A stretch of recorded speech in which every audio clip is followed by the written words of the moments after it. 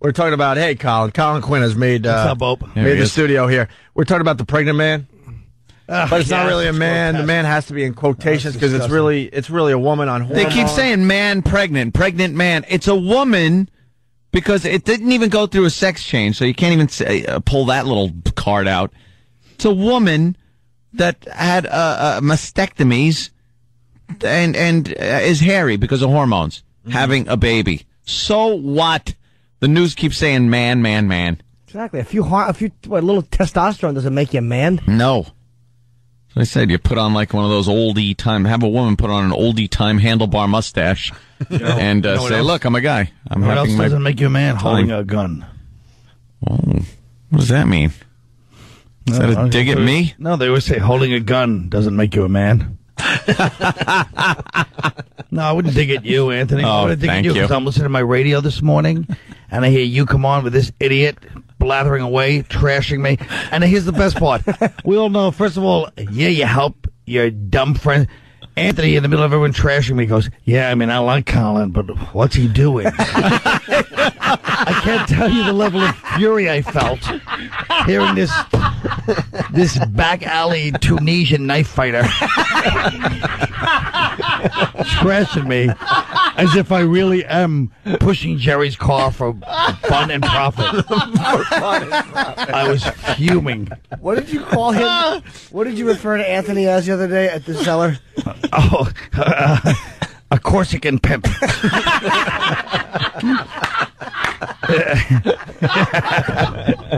Oh, Christ. He should be on the Marseille waterfront in like the 1960s.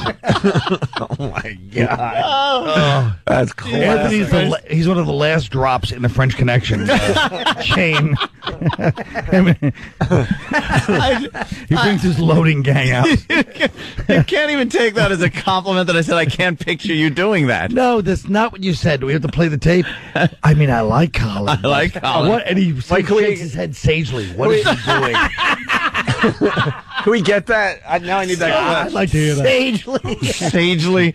What were you doing? I know. I was listening to the show this morning. I love the fact that here's why Bob is not only fat but retarded. Because he actually calls me the other day, or I call him to try to wake him up. Like my big thing is when he's doing morning radio, he tries to sleep in between. Then I try to call and wake him up at the morning. Yeah.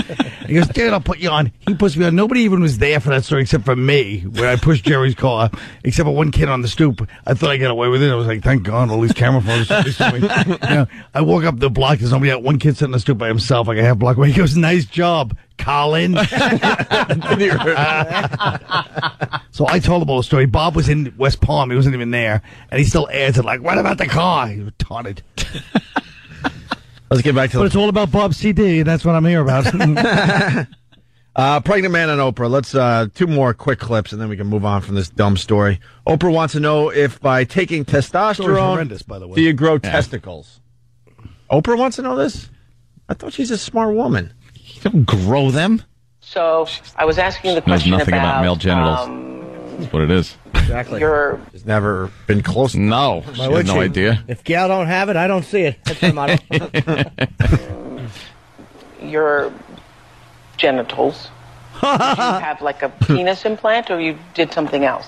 No, amazingly, hormones are an incredible thing. Testosterone, in the womb, up until I think 2 months, we all look the same. Our genitals look the same. Yeah, that's and when true. testosterone is You all know that, right? Have you seen the... No. Yeah. You didn't know that? No. Yeah, we... Okay. Oprah should try a penis implant one day. Yeah. Yeah, so when testosterone is introduced, that's when male genitalia starts to form. And reproductive organs. And I just, Meaning, does it grow testicles? I don't mean to be ignorant, but do you like people are driving up the southern state right now? Will you take this story and move along? You gotta stop producing the show, apparently. The story's horrifyingly boring. Want to go in the back office and just produce the show today? Yeah. See what you come up with for us, Colin? Too? No, I mean, I just introduced testosterone to my body a little later, so the body had already formed to a certain point, but certain changes do happen. She's basically saying that she grew male stuff. Certain changes do happen. No, there's probably an increase in size of certain things that a woman has that are very sensitive and used during sex. Yeah. Clitoris. Thank you. Thank you. You can't say. You can't. That is really psychotic. That's actually sexist against women. It really is. When did you figure out that you can't say that word? As Anthony's giving was me it during my slaloming through the whole thing, trying to work around the word? But I mean, it's one of those technical words. You know what I mean? Yeah, I know. Yeah, but they don't care about that. They don't understand the abbreviated version of it. They don't care on this show. Which coincidentally looks like your sidekick, Norton. All right, sidekick. That's the part that hurt the most. Yeah. All right. Why you thought you were an equal? You're a sidekick, and don't forget it. I guess that's I'm below equal and above lackey. Colin, this last clip is certainly above mechanic. Colin, why don't you bring the tools? What's the deal? Then he drives off, and I wave goodbye. Good job, Jerry. Oh, he didn't even look in his mirror. Make sure you get that. Don't miss that green light, Jerry. That's when it stalls again. Bye. He's waving, and he's getting like a puff of exhaust smoke in his face. Yeah. Bye, Jerry. It's almost as embarrassing as the other night when Jerry came in, and Jim goes like they're equals now. Hey, Jerry, and Jerry goes, hey. And then later I go, you didn't remember his name? He goes, yes, I do. James. He didn't remember that fool. And I saw him the other night. You're not his equal. He doesn't know who you are. I'm not his equal, but he always calls me Norton. That's what he calls me. And today he called you James because he was stuttering because he didn't recognize you because he didn't see you in a month. He didn't know whether to call me Jim, Jimmy. You're a majestic irrelevance. Now go on with that Oprah thing, please. That's not true. He knew me very well. At least he didn't get gravel to the forehead as Jerry pulled it away. Exactly. I'm glad he doesn't know my name. He'd have me pushing things. All right, this last clip, Colin, I know you have ADD. It's only 38 seconds. Can you handle 38 seconds? And then we move on from the story. Yeah, and then we move on, Don't all worry right? about me. I'm worried about the listeners. Does it get larger? It does. Yeah. And it looks like a penis. Looks like a small penis. Yeah. She can say that, but we can't. Does size matter? Yeah. Oh, all the women just start clapping. Yeah, it certainly my husband hasn't rolled does. over on me in a long time, and that's tonight. Trying to say that her thing turned into one of our things. Yeah. And all the women laugh like an anger at their husbands because they're stuck in Orchard Park, Illinois, like lonely, and the big night out is the Oprah show. Well, to some people, yes. I don't know. You can ask my wife that question. So it means my wife. that All right, yeah, you're quite a man. Basically, your grows. It looks like a small penis, and therefore you look like a man. Yes, and I can have intercourse with my wife. Can I say Intercourse. Okay. Shut up. You cannot with my wife. Shut up. I'm all man. I have to No, say you're not. Yeah, that's ridiculous. That story. Shut up. Ovary, abdomen. I know this is not the time. I give her all 8 millimeters. Nothing on Go ahead, Carl. Yeah, I was just going to say, I know this is not the time, and this is the last thing you guys need to hear. Uh-huh. And I know this is you guys on the line, and me just spuriously throwing this in there, and you guys have to deal with the weight. But the fact that you have to be on radio and bleep something said on Oprah, I'll rip apart whoever runs these stations. Yeah, it is You ridiculous. have to rip apart something that's on 4 o'clock in the afternoon on Oprah. Yeah. Yeah. There's something very... that really makes me crazy. You're right. You're absolutely right. There's I'm not the no type that cares. sense to it. About that kind of stuff. But it's It makes no sense. Because she's helping. She's got she that does person in there kinda for help. education, and we're here for humor. She does help in a certain way, Anthony. And I still have where was Anthony this weekend? Did you ever establish that? No. I say Winnipeg. There's a lot of tawdry behavior. Because he changed planes in Detroit, right? They We spotted don't him. know. Yeah, well, he says he went nonstop, but it's a dumb bit because he doesn't give us any info, and there's It's no not a ending. bit. I I get wanna know plenty the of no info, ending. and it isn't There's a bit. no ending. It's called my life. It's not a bit. It's his life. And you're right. No, it is it's a bit. Well, his life is a bit in a certain Ant's way. life is a bit at this point. Oh, all the world's a stage. I understand. I don't look at it as his life. I look at it as good radio. And Everything's he's not, just a and he's not bit. giving us good radio with Well, this well, thing because there's no ending. Well, there is an ending. And the Wait, ending is not this week. Look, I haven't spread this out as long as you did your goddamn Spuds Buckley. The ending all right? I'll tell you exactly what the ending People is. love Spuds Buckley. Him with Yeah, his- give us a little. No. Jesus, 5 No. weeks. Him with his relatives, the Lebanese arms and diamond traders of West Africa. That's where it ends. It ends in a horrible civil uprising. But see, this is where it's, this This is where it's not fair. We guess, and I think one of us might have guessed where he was, and he doesn't even say if we're right or wrong. Isn't there a way to hook him out to something? I don't believe that it was a nonstop. I think he laid over and flew back. Because if I knew certain things were a quick jump from here, he knew it. And he flies enough. I believe it was not a nonstop. Really? That's great. Well, we're not really the best part. I mean, I could be wrong. The best dramatic part of the story is not the flight pattern, you bore. No, it does. I want to know where he went and what he did there. Well, it does. Yeah, thank you, Colin. I believe, actually, no, wait a minute. Let me What do look. you think, Go he on American teleported? Airlines, and I want to Stupid, he flew. He didn't I understand skateboard. he flew. Stupid. You That's don't not my understand. point. No, you don't. Where you go to Erie, Pennsylvania? How do you think he got there? I think you're a real puddle jumper. No, he got out and pushed the plane down Manila Lane. Stupid. Hey, you want to hear what Anthony said about you before you were here? Oh, boy. All right, we found the clip. This is what Anthony was saying about Colin before he was here. Watch the patronizing pity in his hope. All right. Poor Colin. That must have been some sight, though. Him pushing a car. Yeah. Why would he do anything like that? I mean, I like Colin a lot, but he doesn't seem like the kind of guy that would be my first pick to help me push a car down the street. You know? He probably volunteered because Jerry has another project. Maybe he'll need like a crotchety, funny uncle neighbor. And we're back live. That's what they said about you when you weren't here there, Colin. I know, I heard that actually. That's what roused me out of my anguish. I was listening to the show and I was so mad. First of all, that phony came in, the troubled sleepless artist. I had a fight with my girlfriend, so I just wandered. I have a pinched neck. Shut up! I know I was with you last night. Listening to that sore. Nonsense. Did you try those exercises? You know what? I just did them against the wall. And you know what? He looked silly. Yeah. What were they fighting about? Do you know? Or maybe you don't want to blow up Dodge. Well, we all had. I don't know. Everything was fine at dinner. It started after. And then I guess they left, and maybe they're like a lifetime abuse couple, where out in public they look fine and everything, but inside I think Jimmy's hitting her with phone books. Hitting her with phone books. And maybe they were fighting over the fact that she probably noticed that Jim's expensive caddy looks like a caddy Camry. it's the least caddy you've ever seen. I've never seen your caddy. Really? Nice, Yeah. I used to drive around in his old dump.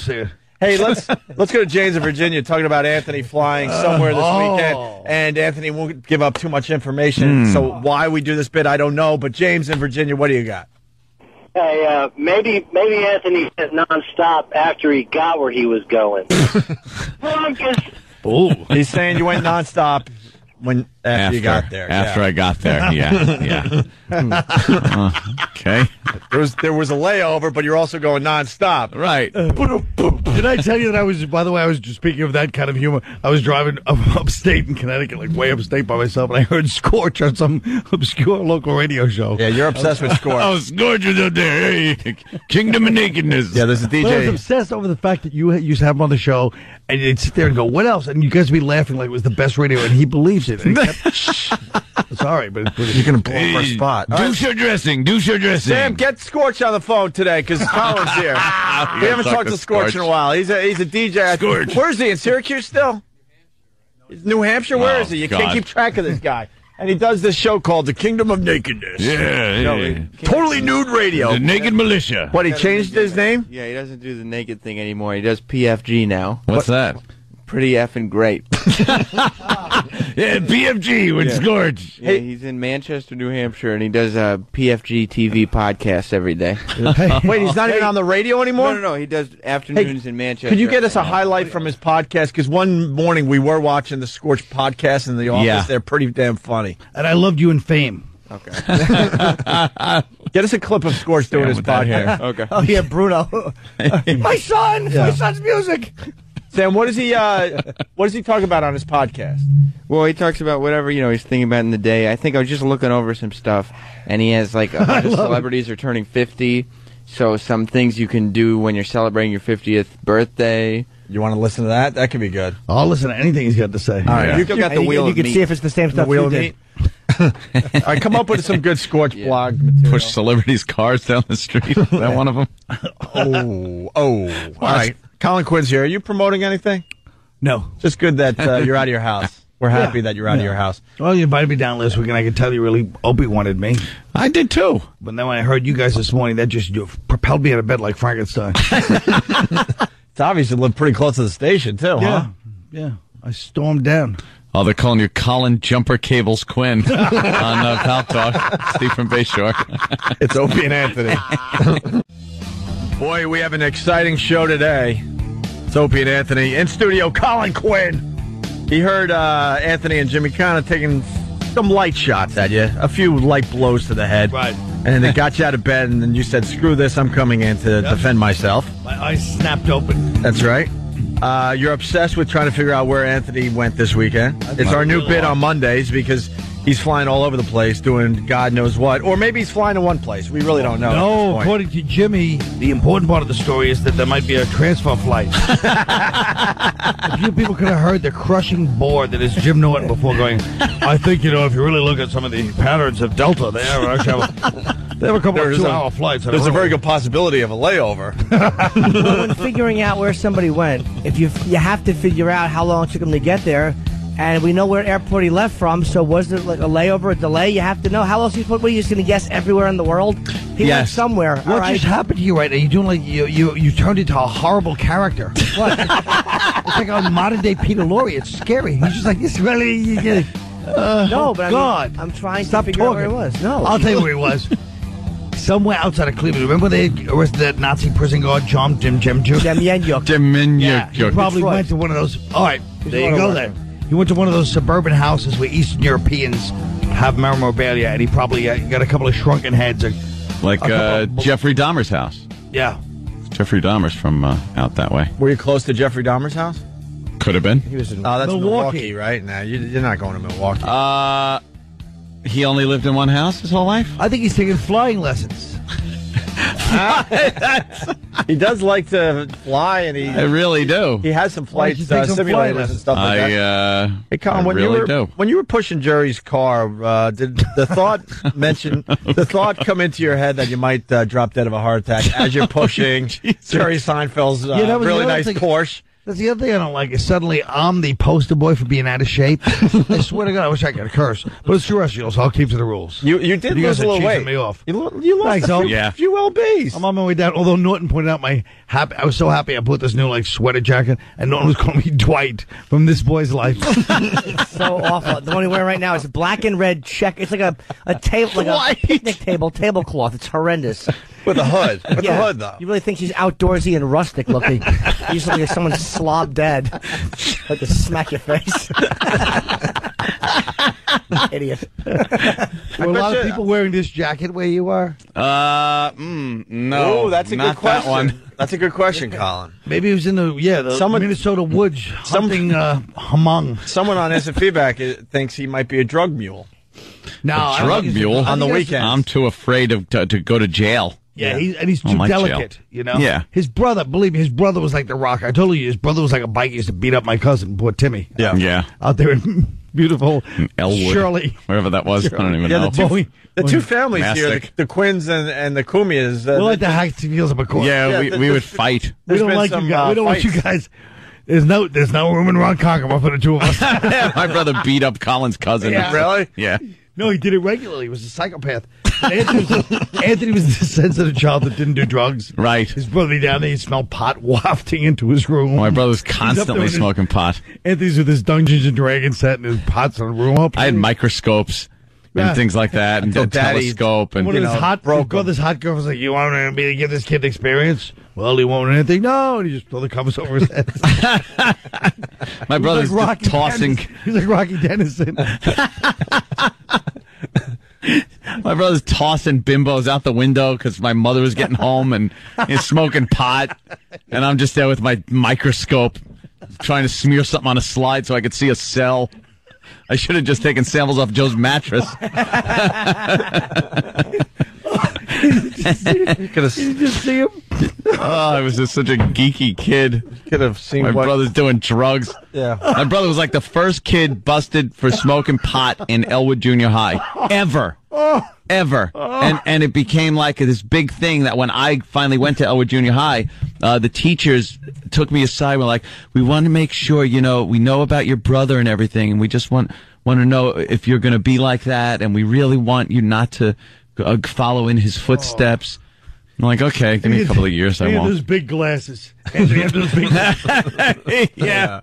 Well, Opie in high school, Opie smoked some pot, but he was also a wrestler, so you know what I mean? Yeah, he was into sports and stuff. It was like a wrestling I was team. part of 3 groups. I was part of the Burnouts, part of the Jocks, and You could not have been part of the Burnouts with the way you look. I was on the outskirts of like 3 or 4 different. I was groups. firmly entrenched in the I wasn't Burnouts. part of one. When Opie was one like group. 12, he was like the Little League master. He had like a 680 batting average. 680.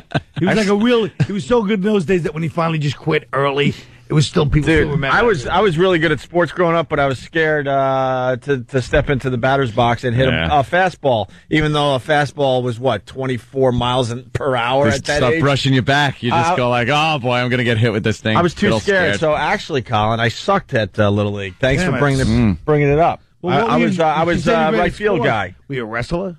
I was a runner. I played a little lacrosse. Basketball was my big sport. Duke lacrosse, really? Yeah, I really thought I was going to be in the NBA. You got skills? I got skills. Who do you like tonight? skills. Memphis or Kansas? Honestly, I didn't follow it this year.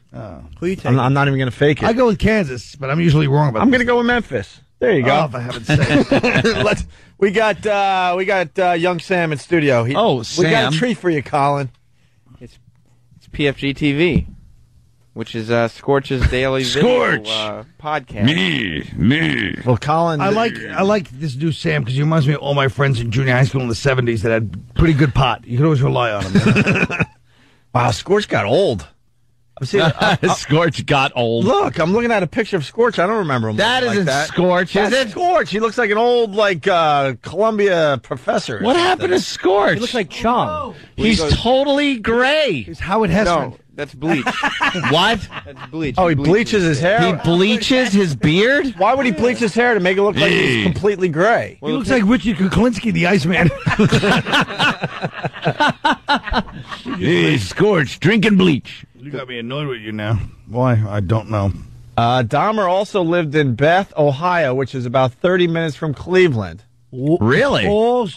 Did he? Where else did he live? Ridiculous. I didn't know that. All right. Well, for you, Colin, because you're obsessed with Scorch. Why are you obsessed with Scorch? Because he does bad radio and he doesn't know it? When I first came on this show, you guys made me laugh so hard that you were doing bits where you would just let the guy talk and you just... It just made me laugh. The idea of there was never an acknowledgement that this was horrendous. What were some obsessed with Laverne and Shirley too?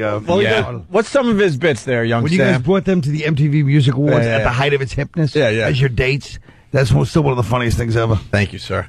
Well, I mean, He did douche dressing. That's that one was of our a favorites. classic. Juice your dressing. Yeah, midget. Everything was just almost like a parody of a radio thing. Yeah. Wheel of Meat was my all-time favorite. Wheel of Meat. You spin it, and it lands on something, and then you have to slap the meat against the console, and then the callers have to call up and guess which meat it is. How does he think up this stuff? He's a genius. Oh, he is. He's a man ahead of his time, right, Colin? Yes. What other bits there, Well, Sam? when he was leaving Syracuse, at the end of his run, he became obsessed with top 10 lists, and he would just make up reasons to use them. So he found this top 10 gyms list on the internet, and it's just the top 10. I think Jim Belushi was on there. Top 10 people named Jim. So he told his sidekick that the next day was the anniversary of the Jungle Gym, so he was going to do top 10 gyms. And his sidekick started coming up with all these ideas, like, why don't we send somebody to, a jungle gym and make him do weird stuff or whatever? He's like, no, we're going to do this jungle gym list. And he made up the anniversary of the jungle gym. Oh, he made up the anniversary just so he could do the top 10 gyms. Because he just wanted to do his top 10 gyms. Oh, how awful. That sounds like a scandal waiting to explode. Yeah. He fraudulently made up the anniversary of the Jungle Gym. Well, here you go. Here's him doing his blog. Bleach beard. Hey, what is going on, my PFG disciples? Scorch What is he? What? The PFG disciples. They're like disciples, but they're PFG. Why does it take Colin to remind us how great this is for our show? I love it. To have Scorch audio on. He is great. Hey, what is going on, my PFG disciples? Scorch is here with the Tuesday, the April 1st edition of PFG PFGTV. I came up with a bunch of games you could play at birthday parties for people 50 and over, because a ton of celebrities are turning 50 this year. I never would have thunk it. That squeaking that you hear in the background. Yeah. Is that his heart monitor? No, the whole thing is he's holding the video camera and just pointing it at himself from from an upper angle, and he's going back and forth in his chair, and then his chair is squeaking. He's got a squeaking chair on his podcast. Hey. All right. He just looks like a psychopath. Well, here he goes. He starts talking about the games you can play at a 50th birthday party. Why don't we give you a bunch of games you can play at some parties of theirs? For instance, here's a great one. SAG, you're it. How about I get it. SAG, you're it. Who listens to this? A writer. Huh? He does these without a writer. Who listens to the show that doesn't have like a unicorn in their car and like a Jimmy Buffett paraphernalia somewhere in there? Why don't we give you a bunch of games you can play at some parties of theirs? SAG, you're for it. instance, here's a great one. SAG, you're it. How about pin the toupee on the bald guy? Another great game you can play at a 50 or older birthday party. Wow. 20 questions. Shout it in your ear. Wow, is he selling these too? I know. He's really trying to sell them. His inflection. I wish the best thing is you should have the camera on Norton this whole time. He's disgusted by the entire thing. I think it's not only he doesn't think it's funny, but I think he sees his future. He'll be in some small, obscure, upstate market trying to be humorous. But he has a pinched nerve. My neck is very sore, Carl. Yeah, and he's really tired. Look at his eyes. Go to Acupuncture. You want me to get behind you, give you a nice massage when the chef of the future comes in or whatever's going on? No. Dude, yes. Tom Chiasano has a great acupuncture guy close by to here. Okay, maybe I will. Help my neck problems. Who?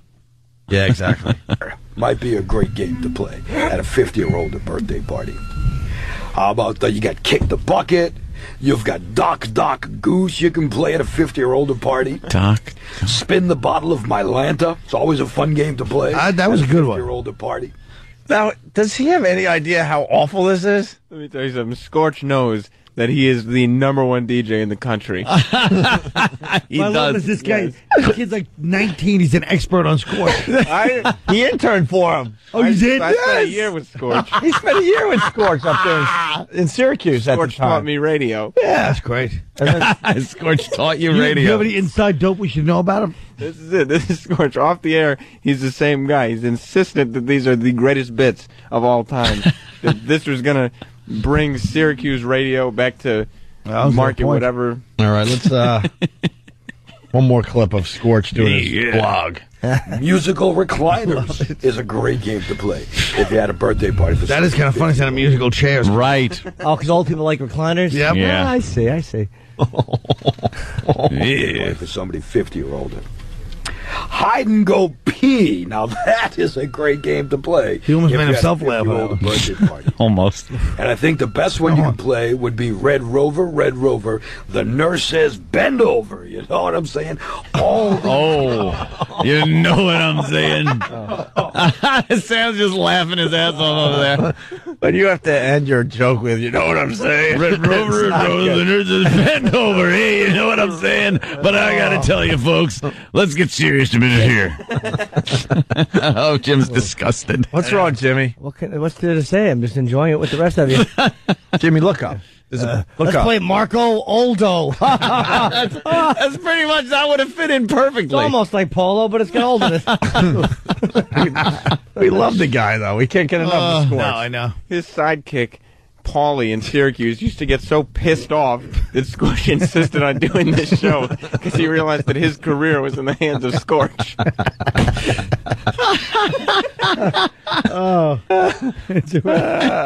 We met this guy when he was doing the Kingdom of Nakedness. Yeah. But here's Totally Nude Radio. What bothers me about Bobby Kelly, not to belabor the point, but is that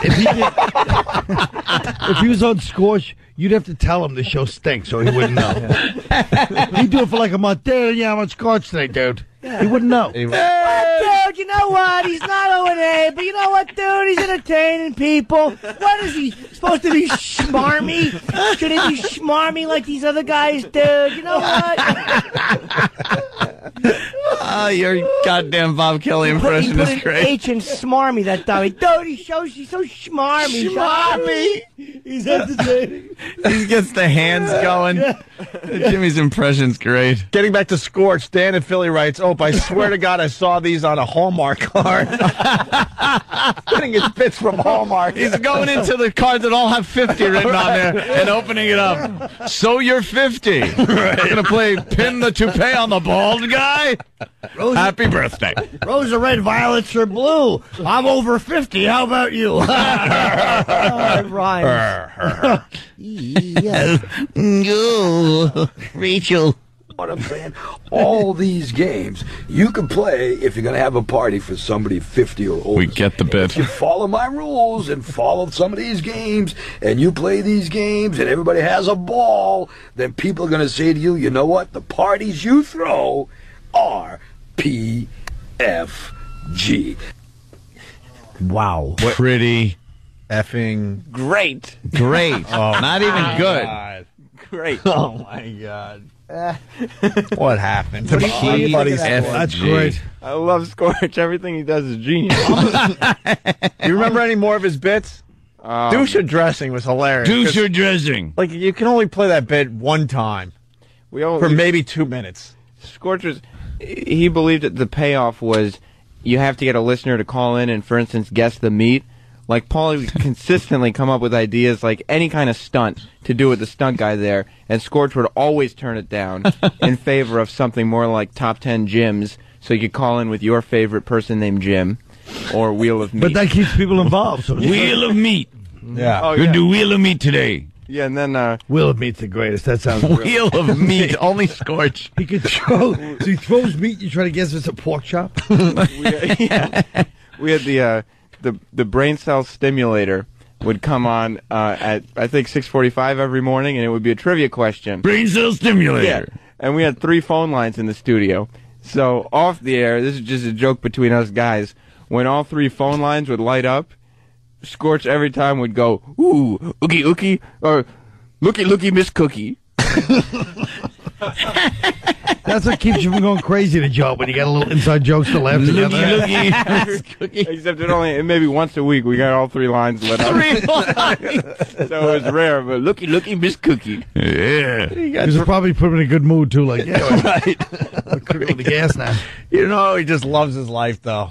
Oh, who can fault him? He has no clue. He is having a blast being Scorched. Right now, he's not sitting there with a pinched nerve. No. Fighting with his girl. I know. But I came He's probably in anyway. a happy relationship, and his neck is quite fine. All the vertebrae are Maybe in the pinch- perfect position. Yeah, well, actually, the pinched nerve could be from fighting with your girlfriend. Yeah, a little too Maybe much you're stress. holding in some toxic anger. No, it was only a very brief fight. It wasn't long. We're not done analyzing it yet. But you're Don't incorrect come already, so No, I'm not I don't going to think I make your am ass incorrect. out of yourself.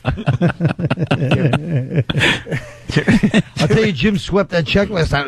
It was pretty expensive. We went to Red Eye Grill. Wow. We picked it up without Jimmy. hesitation. It was pretty expensive. Jimmy's good like that. That taken probably me out pinched enough. his nerve, too. I have. That's not the point. And I know It's true. times are tough, so I'm take you out. Okay, Ralph. It's true. I put a lot of bucks in your. Well, these guys were on hiatus. I put a lot of Yeah. money in your bucket. I never denied that. We got Scorch listeners checking in. We got to go to Paul in New Hampshire. Paul, what's up? Hey, what's up, boys? Hey. Hey, Scorch is unlistenable. He still does the brain cell stimulator, and all he does is basically ask questions in order for people to call in and do a show for him. I don't listen to him, but when I drive for work up here in New Hampshire, so when the afternoon drunks at BCN are out of range, I have to listen to some of the local stations. So Right on, man. All right, thank you. Let's He's probably just jealous because he didn't have one of the top 10 gyms. Let's go to Jeff in New Hampshire. Jeff. hey, good morning, guys. How you doing? Hey. New Hampshire's a hotbed of Opie and Anthony activity this morning. Yes. What's up, Jeff? I thought you guys liked Scorch. This is We love Scorch, this is what we dude. do to the people we love. When are you guys going to figure this out? I mean, Colin's taking a beating today. That's because we love the guy. Scorch knows we love the guy. He's just hysterical to talk about his show. I mean, Jesus Christ, we worked with the guy, hung out with him, but we know he comes up with these ideas that are a little off the wall. Yeah. Do the ideas PMS? PFG. Yeah, PFG. Let's go to Joe. Get it right. The guy is fun. He's just a little too crazy sometimes. Yeah. That's Oh, all yeah. we're trying to say. Yeah, he goes, he doesn't know when to stop. I mean, the 50-year-old birthday party was like, easy, That's easy. crazy. Slow down a little. But it's true. People like to hear about celebrities. So that's actually a good tie-in. Let's go to Joe in New Hampshire. Joe. Hey, what's up, guys? Hey. Hey, first of all, I take offense to you calling me a Scorch listener, but All right. What's up? Well, the last guy was ready to fight. Yeah. For the last couple of years since he's been up here, every time you said, my boy Scorch, I wondered if you ever heard the guy's voice. He sounds like he's doing a drunk Colin impression. Hey. Be nice. All right, punch it out. All right. And one more, then we'll move on. Corey, New Hampshire. What's up? Hey, how's it going? Yeah, I work construction up here, and we listen to 101, and they won't change the station. So every time Scorch comes on, I walk over and shut that cancer the word retard off the radio. Even during Wheel of Meat? How could you turn off Wheel of Meat? I'll have you know, I talk to Scorch sometimes still, and he's emailed me and told me he has the most successful show in Manchester, New Hampshire. He's told me that. In all of Manchester? Yes. Wow. All of Manchester. Scorch is still on fire. Maybe. Yeah. All right, we got to take a quick break. Colin Quinn in studio. Hey, I just want to turn some people on to. Well, I'm going to tell Colin. I'm going to talk through you on Friday's show. Colin, we brought Big A in. You've seen Big A, right? Of course. We shaved his eyebrows, and on Friday we brought him in. He has really bad breath. We scraped his tongue for the first time. You can't just glaze over it by saying he has really bad breath. It's so horrifically bad that if he's in a room, no matter the size of the room, long enough, the entire room will fill up with the odor of his mouth. It happened. He's kind of right, Colin. I was trying to be nice. But he's kind of right. He's kind of right, Colin. I'll describe his breath. Stephen King wrote a book about it.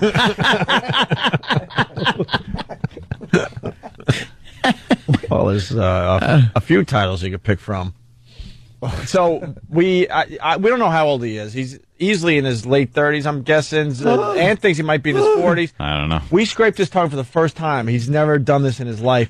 And what could only be described as like oyster-looking It looked like oyster and cottage cheese mixed together. Was coming off his tongue. Did you hand the scrapings over to the FBI? Well, Colin, we put it on a spoon, and we made the pretty much the entire staff, except for Anthony, smell it. Right. And it was not even, I'm looking at E-Rock. Right now, look at him. E-Rock went down. E-Rock. Like he was punched in the face, E-Rock went down. It completely floored E-Rock, and then we went around, the entire staff did it, and the montage video is up on YouTube. Just go to Smell Big A Tongue Scrapings, and you'll find the video. It's horrific, Colin. I like Big A's outfit though. He's kind of rocking a Hollywood producer. He's got like the 3 days unshaven, the hair swept back, kind of a hip shirt there. And we just kept getting more and more off his tongue. It was amazing how much we were able to get off his tongue in one session of tongue scrapings. I can't believe it. So you think that's what it was, huh? Yeah. Did he floss too? You ever seen that movie Kingpin when Randy Quaid flossed? Yeah. That's probably what it'll be like when you get Big A to floss. Oh, Jesus. Kingpin rules. Yeah. So the video is up on YouTube. Smell Big A Tongue Scrapings. He just made there's Young Sam puking. And Young Sam takes a lot to get a reaction out of Young Sam, but we got one on Friday. Look at him. He just keeps... Steve kept shoving the spoon of gook under his nose. Yeah. The best reaction, though, was E-Rock. E-Rock fell immediately like he got hit by a bullet or something.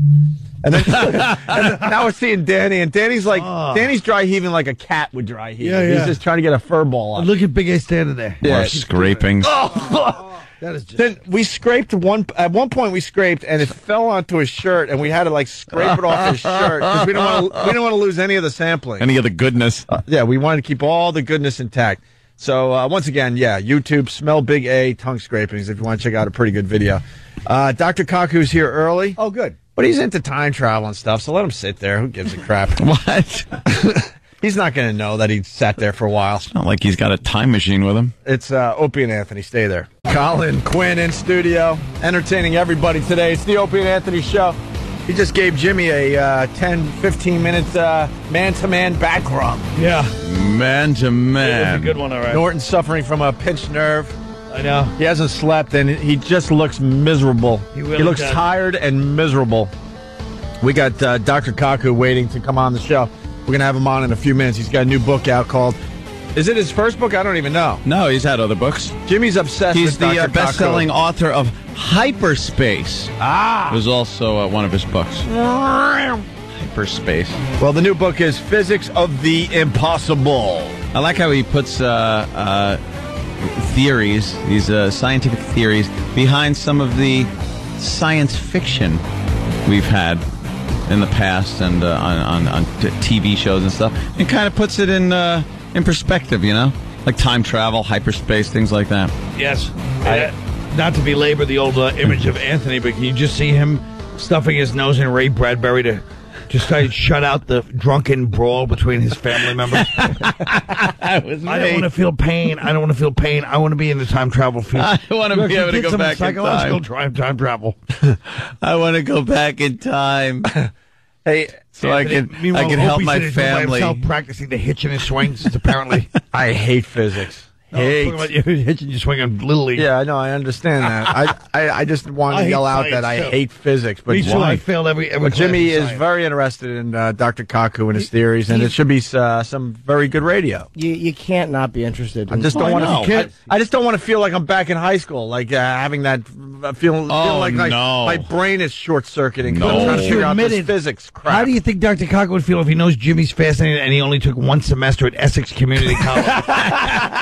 You're trying to play catch up on your idiocy now. Please don't try it. You're like kind of naturally smart, but you're not well bred and you're not educated. I happen to have a better grasp on theoretical physics than you think.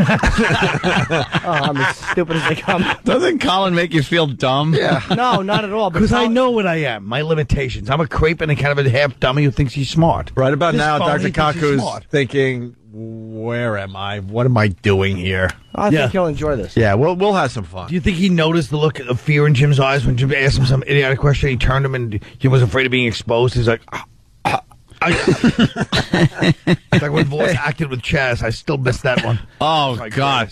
Bing!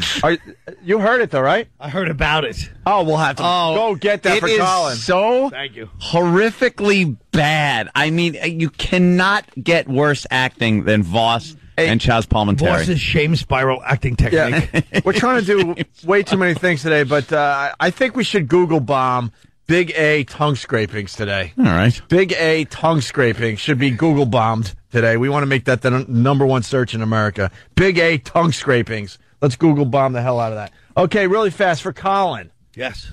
We surprised Rich Voss. Yeah. Rich was talking about his acting and auditioning, and Jimmy's which like, is a shameful, right. And Jimmy's like, well, let's see how you would do. Like, how bad are you? And so Jimmy set up this thing where Voss would come in and read lines with Jim Norton. At the last minute, Norton leaves his microphone. The door opens up, and Chaz Palminteri walks in. And they're reading lines from A Bronx Tale, which is Chaz's But the beauty of this, Voss had no clue. We completely surprised him. And what you're about to hear is something we put together called A Bronkish Tale. And when Voss thought it was me reading with him, he was nervous and in the bathroom practicing his lines. He really wanted to make an impression. Oh, he certainly did. Yeah. And listen to this no emotion, just a horrible acting and if job. People could see his he's right now. Voss is dressed in like the Florida compulsive gambler, like ne'er-do-well Jewish son. The one that the other one's a doctor in Manhasset, and this one's down with his mother in Boca, and she's like, hey. You got one of those calendars, don't you? A big word per day. What the hell was the big word, Manhasset? No, ne'er-do-well. Ne'er-do-well. You're using a lot of big words. I think you got one of those big word of a day calendar. Act like this is how it is. What are you talking about? That was Colin's apostrophe word. Once in a while, he likes a big word, and that one has an apostrophe in it. Oh, I like it. Yeah. Big words with apostrophe. I don't like you guys trying to act like I'm secretly planning to be brilliant. It's just the way I am. Now, all right, here we go. Here's A Bronkish Tale, put together by Stephen Derrick. Robert De Niro. It's not what you say, it's what he sees. In his directorial debut. We can't accept that. Starring Chaz Palminteri. I didn't give it to you, I gave it to your son. And Rich Voss. Louie, Beans, I want my money. A Bronx Tale. Beans, you can't dodge me forever. Come on, what are you doing about? What are you yelling about, huh? John, I got a problem with this guy over here. Louie Beans, this guy owes me 20, and it's been 2 weeks now, and every time he sees me, he keeps dodging me, John. Should I crack him one or what? The struggle of an idiotic Jewish comedian stammering his way through a few lines of film dialogue with a genuine Hollywood actor. Listen, see, sometimes violence is not the answer. Is he a good friend of yours or not? Nah, John, I don't even like him.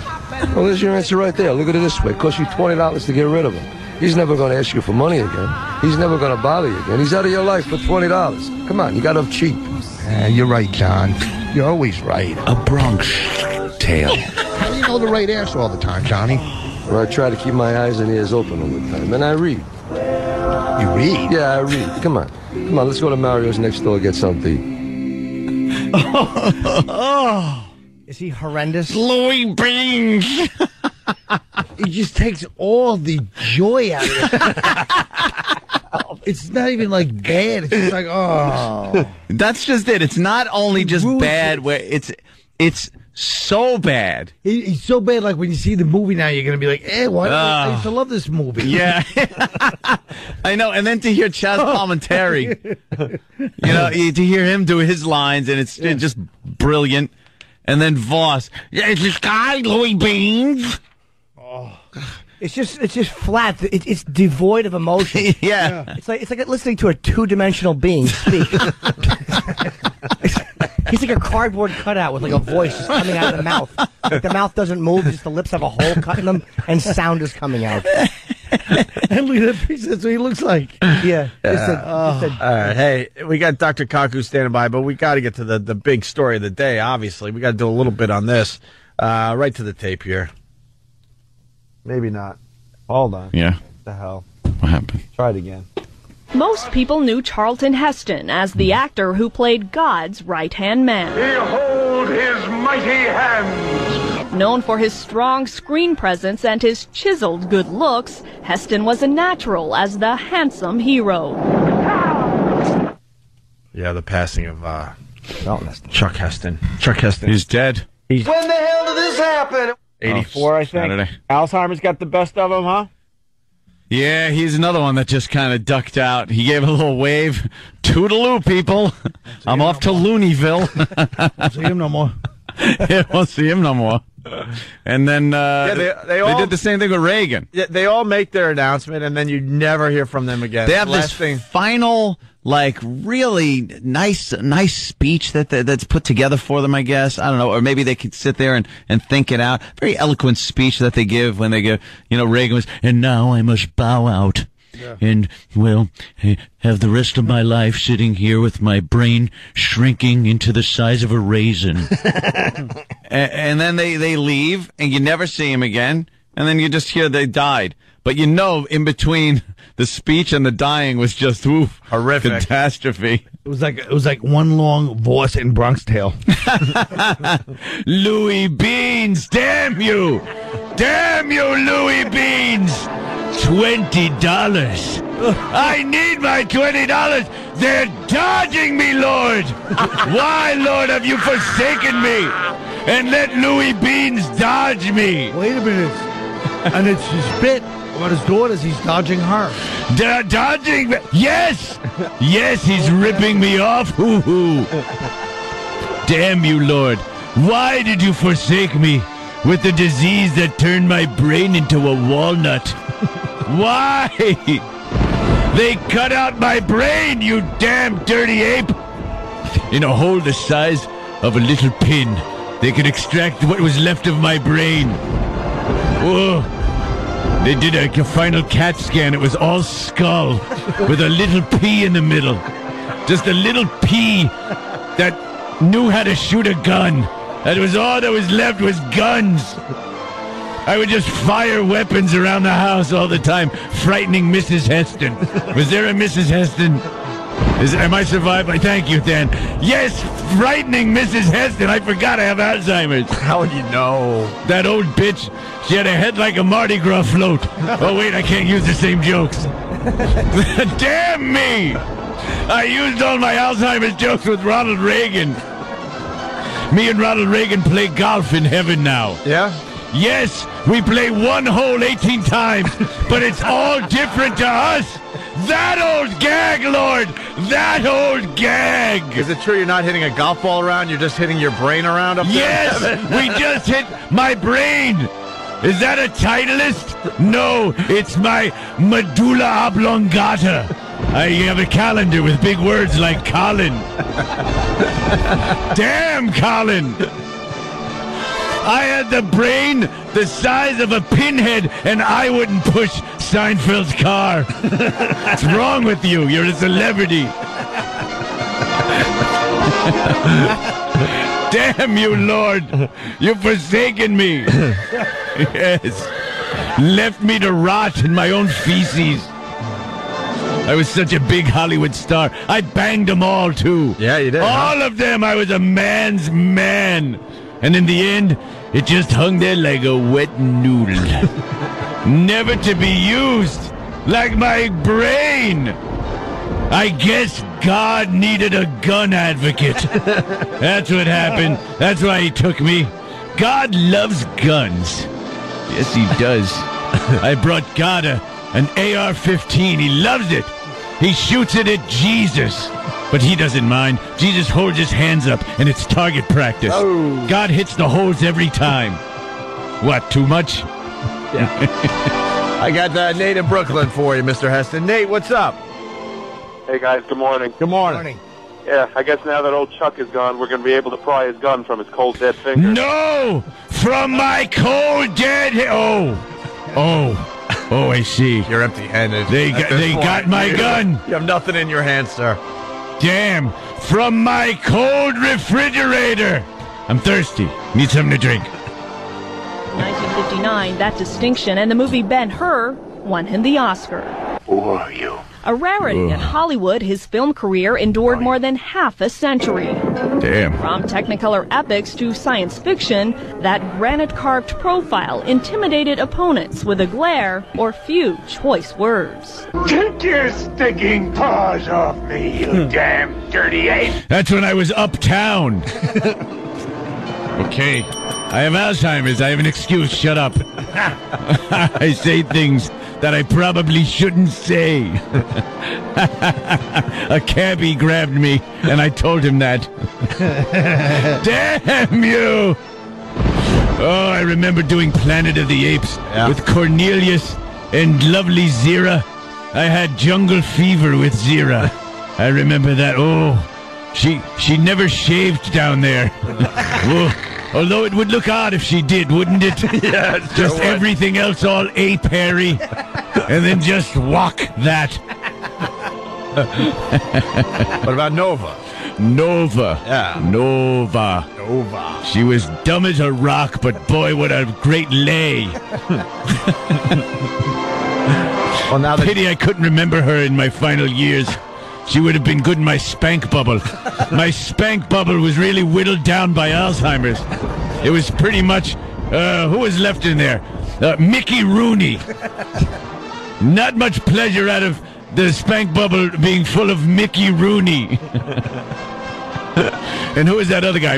See, that guy. Edward G. Robinson. Edward G. Robinson. Thank you, Colin. Well, you share a birthday with him, don't you? Yeah, see, that's an old joke.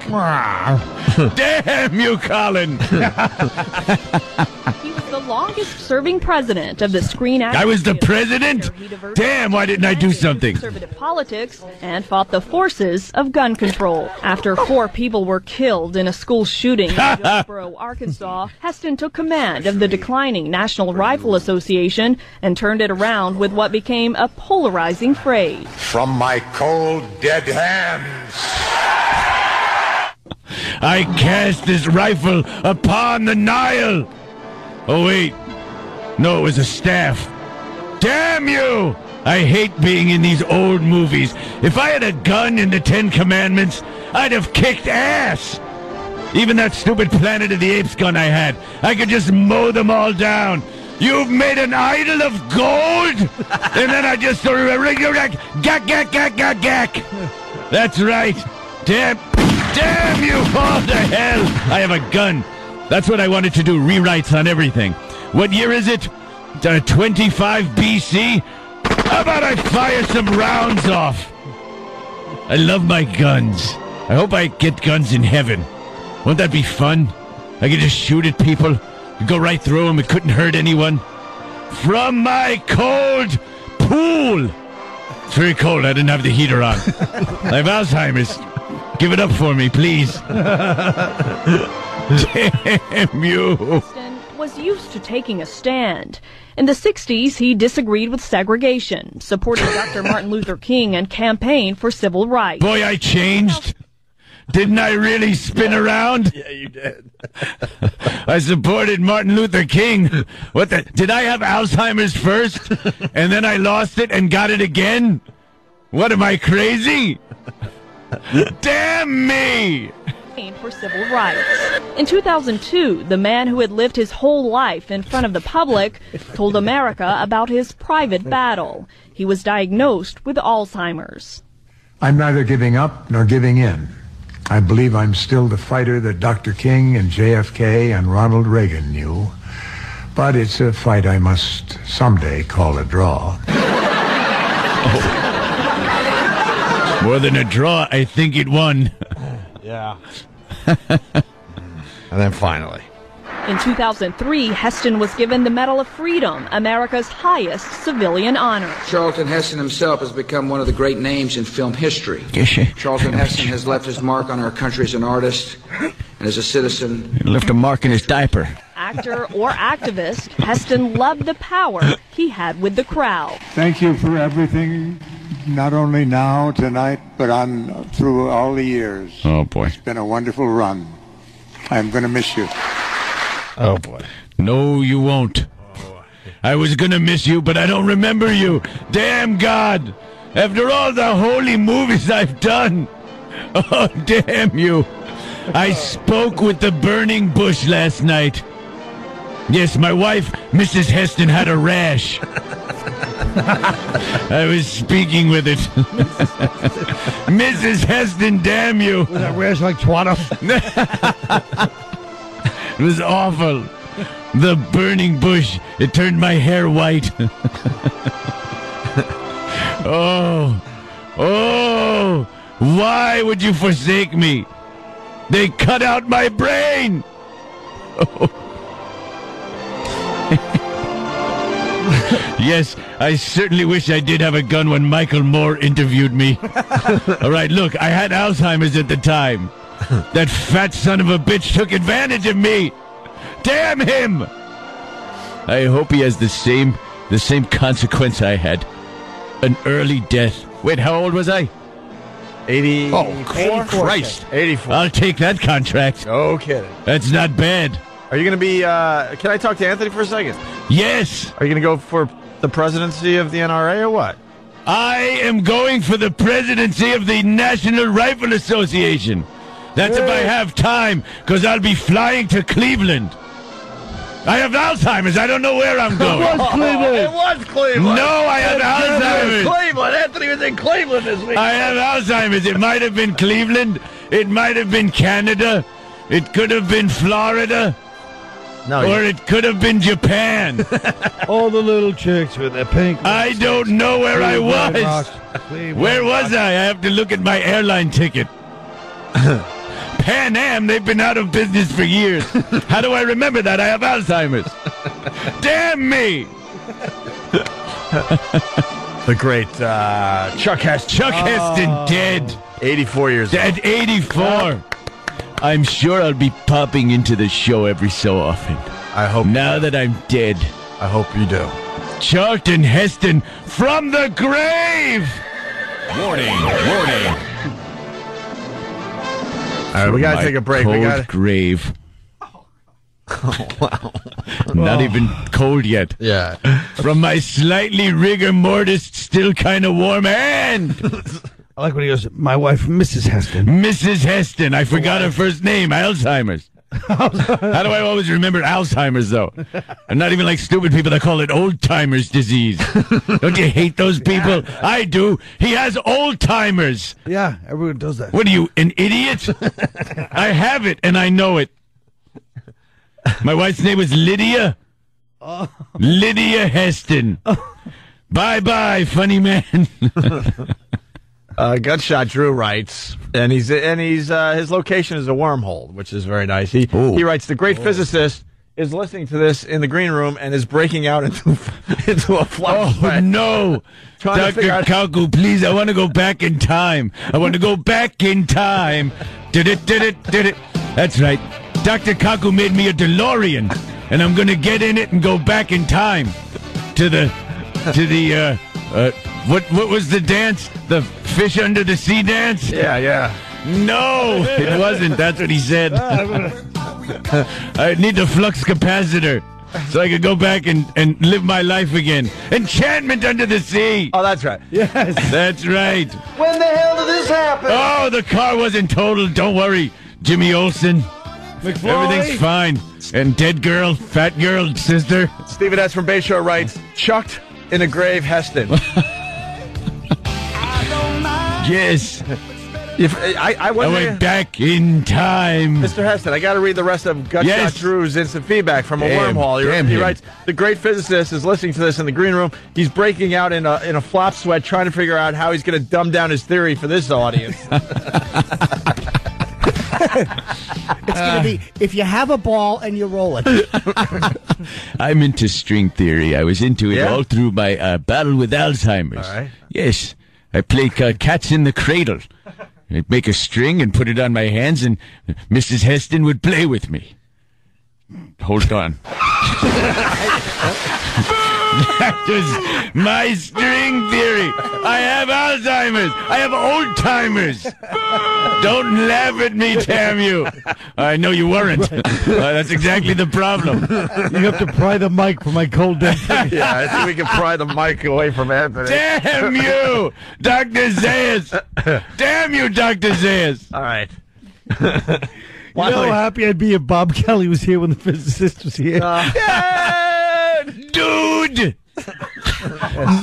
you know, the string theory, dude. Now, it's the wormhole. Can you go back in time, dude?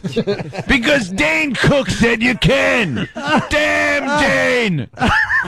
Damn him. Charlton as Bobby is the greatest. Is Bobby Heston. Look, I'm fat and stupid. I had more sense with Alzheimer's than Bobby does without it. Dude. Lord, dude, why have you forsaken me? Why have you forsaken my people? Lord, dude. Let my people go. Damn you. I broke my chariot, man.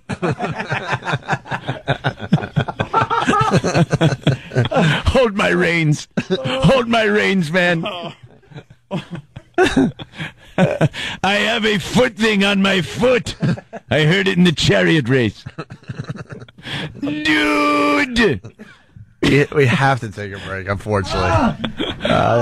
Dr. Kaku is waiting in the green room. Dr. Kaku. He joined me on that flight to Planet of the Apes, I believe. He did, huh? Didn't he? Wasn't he there? I don't know. Dude! Yes, that was my last words to Mrs. Heston.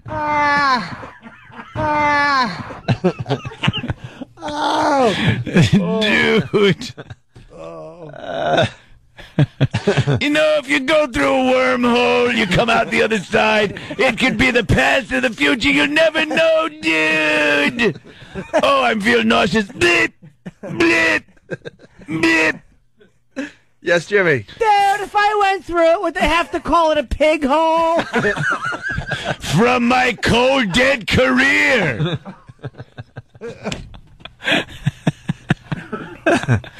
All right, listen, the book is called Physics of the Impossible. Number 12 on the bestseller list right now. Really? That means there's a lot of intelligent people out there that do some of that reading. Yeah. Huh, Colin? Are you going to read this book? What's that? Yeah, why not? I'll read it. Can I get a copy of the arm? Chuck Heston, you're going to be jumping in? Yeah, I could jump in. Yes, I'm very interested in physics. All right. So you're not going anywhere? Dude, no. Why would I? We'll have more from Chuck Heston. We got Dr. Kaku next. We got Colin Quinn. You staying for the big interview with the physicists? Yeah. One of my favorite people. I'm very happy he's here. Yeah. You ride with him in an elevator. Shut up. Oh, boy, I give him the creeps, too. Maybe because you were 112 on the bestseller list. Oh, that wasn't even nice. Well, if I'd gotten a celebrity to write the forward, maybe I would have done forward written by Colin Quinn. Oh, that had you hurt. Yeah, that didn't help sales, huh? Now he's just saying, yeah, you're right.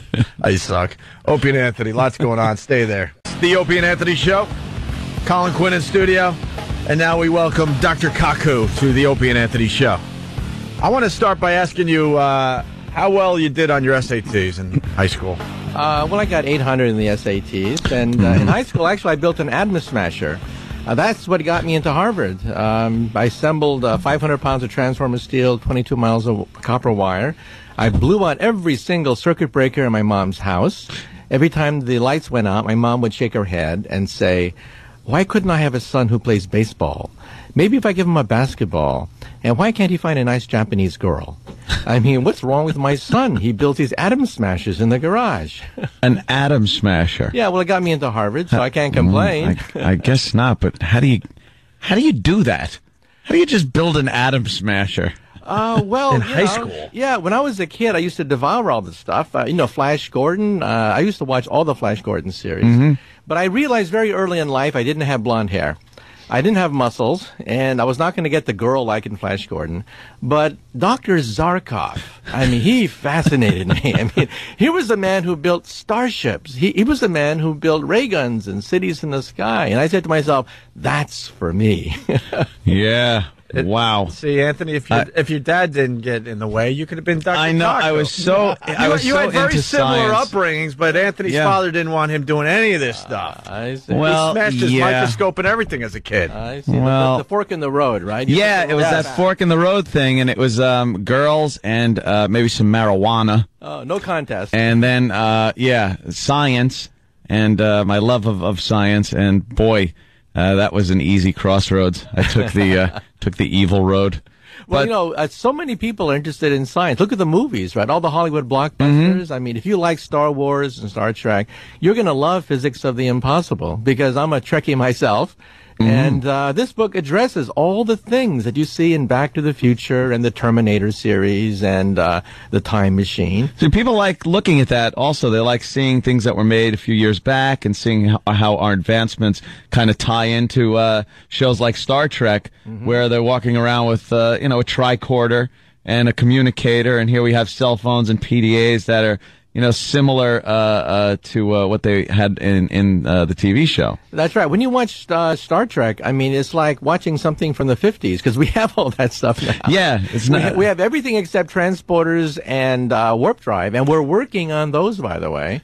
We have cell phones already, mm-hmm. and the transporter. We can already teleport atoms now. This has made big news in the physics community. Shockwaves. We can teleport atoms. One day we will teleport Captain Kirk. There's a catch, though. There's always a catch. Yeah, what's the catch? The catch is you have to die going through the transporter. You have to die. Have to die. And, your body is reconstituted, someplace else with the same memory, the same neural circuits, the same genes. And that Captain Kirk over there says, "I'm Captain Kirk." But you just saw Captain Kirk die. And so then where did your soul go? So is it making a copy? It's making a copy. Like The Prestige. Like the movie The Prestige. Oh, yeah. They were making copies of people, yeah. Oh, you saw the movie Jumper, right? Mm-hmm. Yeah, the movie Jumper. Actually, some physicists helped to consult on that movie Jumper. Really? Where you disappear and you reappear someplace else, except in real teleportation, you have to die to do it. It's one of the drawbacks of the program. Boy, that is. That'd definitely be an asterisk that would keep them from signing up. Like, hey, you got there fast, but... Yeah, death is definitely a downer. But there you are, someplace else. Same memory, same personality quirks, Same everything. I mean, who is the real you if you just died and there you are someplace else? All right, so what exactly is, like, the Hubble telescope was built to see the beginning of time. That's and right. It's gotten relatively close, but, like, there's something in the way and it can't see the actual, they want to see, like, the explosion, the beginning of it all. Well, we have baby pictures of the Big Bang now. The explosion itself, we photographed it. Go to the website, nasa.gov, type WMAP, that's the name of the satellite, and we have baby pictures of the explosion. It really looks like an explosion. It's in the microwave region. We can't see the instant, however, of the explosion itself. However, the next generation of space satellites should be able to give us the instant of creation itself, and that's going to be great. We're going to see the universe come out of the womb, and maybe an umbilical cord connecting our infant universe to a parent universe, a parallel universe. It's so hard to wrap your mind around what was there before the Big Bang, because there had to be something. Yeah, well, we think we know what happened before the beginning. The new picture is a bubble bath. Next time you take a bubble bath, each bubble represents a baby universe. We live on the skin of the bubble, just like flies trapped on flypaper. We can't escape.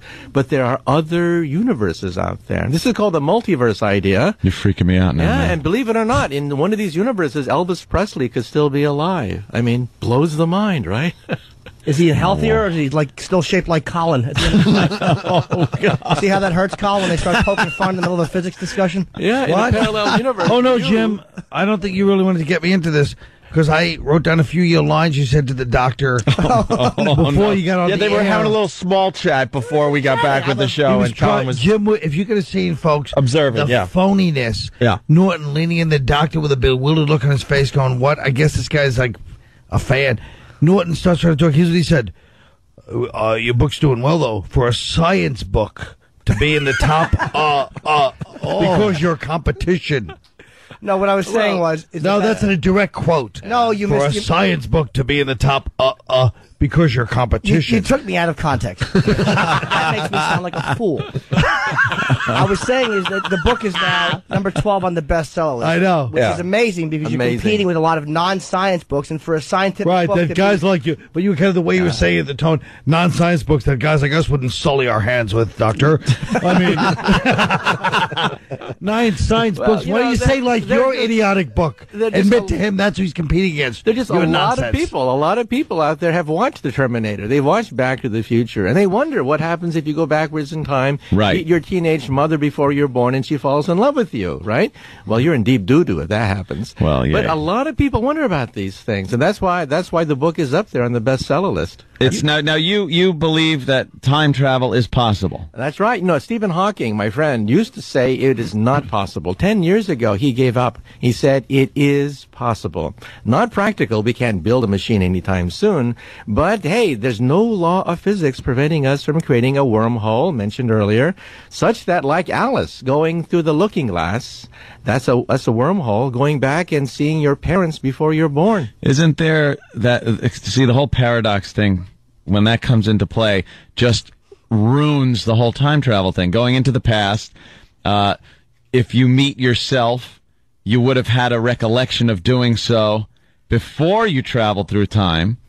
It's even worse than this. Think of, for example, a woman time travel scientist who builds a time machine. Eventually, she wants to become a man, so she changes her sex to a man, goes backwards in time, meets herself, makes love to herself, has a baby. That baby's mother and father is herself. The same person. Can you imagine being your own mother and father? I mean, it boggles the imagination. But this is what we physicists have to deal with. If time travel is possible, you could be your own mother, father, son, and daughter. Figure that one out. And then what, that is a little odd. Would it be possible this guy smokes to pot. go back and kill yourself? But if you did that, you wouldn't be able to grow to the point where you can then time travel, so you wouldn't be able to have killed yourself. Yeah. See, it's just too many really odd things that could happen. But you missed something. You see, Einstein says that time is a river, and we measure it with our GPS system every day. You cannot use GPS without assuming that time is a river. But the river of time can have whirlpools. whirlpools in the river of time. And then you can even have forks in the river of time. Now, if that's true, and the river of time forks into two rivers, and you went back and killed yourself before you killed your parents before you're born, you kill somebody else's parents before you're born. You've entered a parallel universe. I like that. So it's like future Biff having the big casino hotel. That's right. And they had to go back all the way and fix it from the beginning. They couldn't fix it with future Biff because it was a different fork in there. We have a physicist here. Yeah, no, we have a moron that's watched Back to the Future 18,000 times. Hey, who's texting you? Are you texting abroad as you do the big interview with us today, I just Dr. would Conco? hope that it's like the biggest dummy on there. Just, hey, I got a question for you. I'm lost. It's probably Stephen Hawking. Don't mention my name to these idiots. All right, so now I understand the River of Time thing, but like, a lot of people probably don't. Why are you pointing at Colin as you say that, Jimmy? I'm not just gesturing to Colin, I'm just gesturing in general. So I was wondering if you could more carefully explain what the River of Time means, because I don't want to seem like I'm ignorant, but for the listeners. No, like you said, more. What he said, more carefully explain. More carefully explain. Think of it this way. Newton thought that time was like an arrow. Time never goes backwards, always goes forward, and a second on the Earth is a second on Mars. However, Einstein comes along and says not so fast. Time is a river which meanders its way around the universe.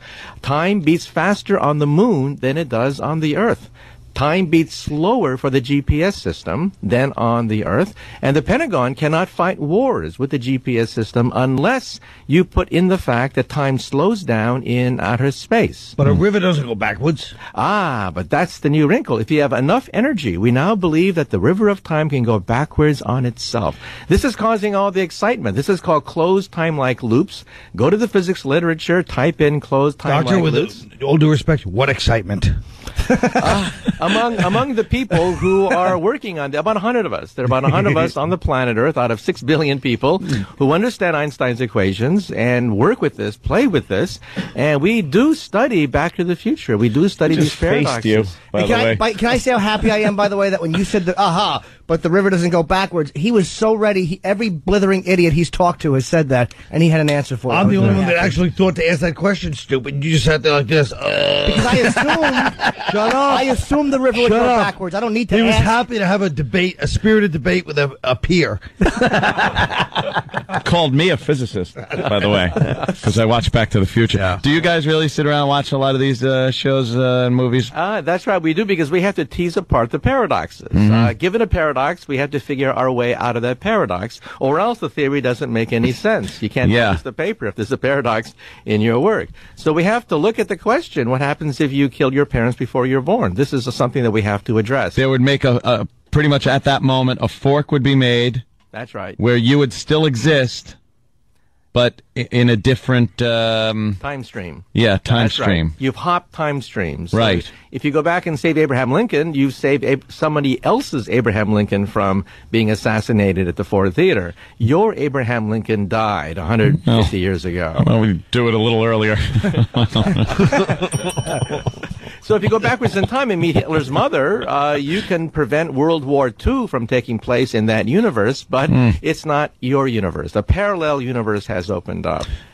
So you could screw up other people's universes. That's right. But they don't know you're screwing it up. Like somebody theoretically could have screwed up our whole timeline, but we wouldn't know it because it's just history to us. It's just the way things went. Yeah, you know that TV series Sliders, when they slide between your... And the very first episode of Sliders, there's a boy reading a book that starts the whole series. That's my book, Hyperspace. My book, Hyperspace spawned a TV series called Sliders, where you slide between parallel universes and monkey with other people's pasts. And to them, they don't notice because it's just their past. That's right. You got it. That's somebody could have screwed with my past. He's got it. Yeah. See, but doctor, I'm a smart guy. Just as important, when you going back to the Big Bang Theory, at what stage of human development did this kind of tadpole look? As he points at Jim Norton. Of course he does. Yeah. I don't even think you needed to explain where. Like everyone knew where he pointed. He couldn't have pointed anywhere else. He certainly wasn't going to point at himself. I wish I had an Adam Smash and a smash your face in right now. This just goes to prove there's you don't have a fat smasher. This just goes to prove that there's no intelligent life on the Earth. Yes. See? Doctor, I resent that, actually. Does it suck to live among... I'm a fellow guest at a peer in the physical world. Does it suck to live among dummies, Dr. Kaku? Like, you can't just walk around and discuss this stuff with anybody. Seriously. Hey, I have to be able to address people's concerns. Because, look, I was a kid, too. I mean, I watched Flash Gordon, Star Trek, and Star Wars as a kid. Yeah. I wondered, these are the exact same questions I asked myself when I was a kid. Mm-hmm. Now I can answer these things. Because, now I can work completing Einstein's unfinished manuscripts, right? We can now go beyond Einstein. So I can answer the questions that I would have liked to have answered if I was a kid. What type of technology would we need to time travel? There's been so many different versions of a time machine, but as far as you're concerned, what type of actual machinery would be needed? Okay, you'd need the energy of a star. I mean, a DeLorean can't do it. You're not going to be able to get into a DeLorean and meet your parents before you're born. We're talking about bending time into knots, which means that's a power of a black hole, a power of a star. You would have to be what is called a Type 3 civilization, a galactic civilization. Now, we are a Type 0 civilization. Oh, boy. We're not even on the radar screen. We got to level up. Jesus. A Type 1 civilization would be planetary, like Buck Rogers or Flash Gordon. A Type 2 civilization would be stellar, like the Federation of Planets. Mm-hmm. But you would have to be Type 3, galactic, to have the power to bend time into a pretzel. And so, however, one day, if somebody knocks on your door and claims to be your great-great-great-great-great-granddaughter, don't slam the door. You just don't know. You just don't know. Maybe invite her in and give her a roofie. Maybe your descendant wants to go backwards in time to meet her illustrious ancestor. Now, I don't know why. wouldn't a black hole? They're pretty devastating things. I mean, just crushing anything. Even stars into the size of a walnut. That's the old picture. We see these black holes in outer space, a few thousand of them, and they're spinning. They're spinning very rapidly, and we think they don't collapse to a point, they collapse to a ring. And if you fall through the ring of the center of a black hole, it's like going through the looking glass of Alice. Alice's looking glass is the ring at the center of a black hole, where gravity is finite. That's the loophole that Einstein missed. Einstein thought that a black hole collapses to a dot, in which case you die. You just accelerate into the middle of it and squish. Right, but we see these things in outer space. They're all spinning rapidly. We photographed them, a few thousand of them, and they collapse to a ring, we think. Falling through the ring is falling through the looking glass. You're trashing Einstein, though. Well, he didn't go far enough. He didn't have computers. Didn't have a comb either. Hey, Dr. Kaku, is there other civilizations out there? That's all I want to know. Yeah, we think so. And then the question is, how come they don't talk to us and meet us, right? Right. Well, if you go down a country road and see an anthill, do you go down to the ants and say, I bring you trinkets, I bring you beads, I give you nuclear energy? That's some perspective on things right there. So huh? take me to your ant queen. Or do you simply step on a few of them? Yeah. Oh, now we're you know here why to they be don't- stepped on. Now you know why they don't visit us. So you have no doubt there's other civilizations out there? Oh, yeah, they're out there, definitely. And do you think the aliens come and visit us at all? Or check us out, or they could care less? Well, they're probably on the moon. If you saw the movie 2001, the most likely visitation site is the moon. They would land and leave a robot probe, basically a machine that would wait for us to become Type 1, where we become interesting. And 2001, we thought we would be a Type 1 planetary civilization with moonships. Another 100 years will do that. So on our moon is the most likely site for a previous visitation of an alien civilization. And we're too stupid to even know that because we're not even on the moon yet. So, so I think previous visitations are definitely possible. We physicists think the moon is the most likely site of a previous ancient visitation by a passing Type 3 galactic civilization. Very interesting. Listen, we got to take a break. We're really late. We're going to continue with Dr. Kaku. The book is called Physics of the Impossible. What's the book about again for the people out there? The title isn't doing it justice, really. Well, it's about everyone who's wondered about phasers and force fields and ray guns and invisibility and teleportation, which we physicists say is impossible today, but possible in the near future. Very good. We're going to go to the phones next. It's Opie and Anthony. You're checking out the Opie and Anthony Show. We got Dr. Kaku in studio. Physics of the Impossible is the name of your book, sir. I got a question really fast. When I was a kid and I started thinking about the universe and learning about the universe, it scared the crap out of me to the point I couldn't sleep at night. Just how vast and large it was. Does the universe scare you? No, it doesn't scare me because we now realize that when we look in outer space, we don't see much intelligence. Intelligence is very rare. The very fact that we have intelligence on the Earth means it's precious. Your brain, believe it or not, sitting on your shoulders is the most complex object known to science out to 24 trillion miles, out to the nearest star. So the fact that we have life, we have intelligent life, is incredible because we don't see much out there. Right. And for that means that it's very precious. And so instead of being depressed about it, I feel very optimistic and enthralled that here we are, the only intelligence out to 24 trillion miles of the Earth. It's that whole thing of we can't really comprehend infinity that creeps everybody out. Because you can't wrap your mind around something that's never ending. Yeah, Douglas Adams, the humorist, the science fiction writer, once had a machine that is guaranteed to drive any sane man totally insane.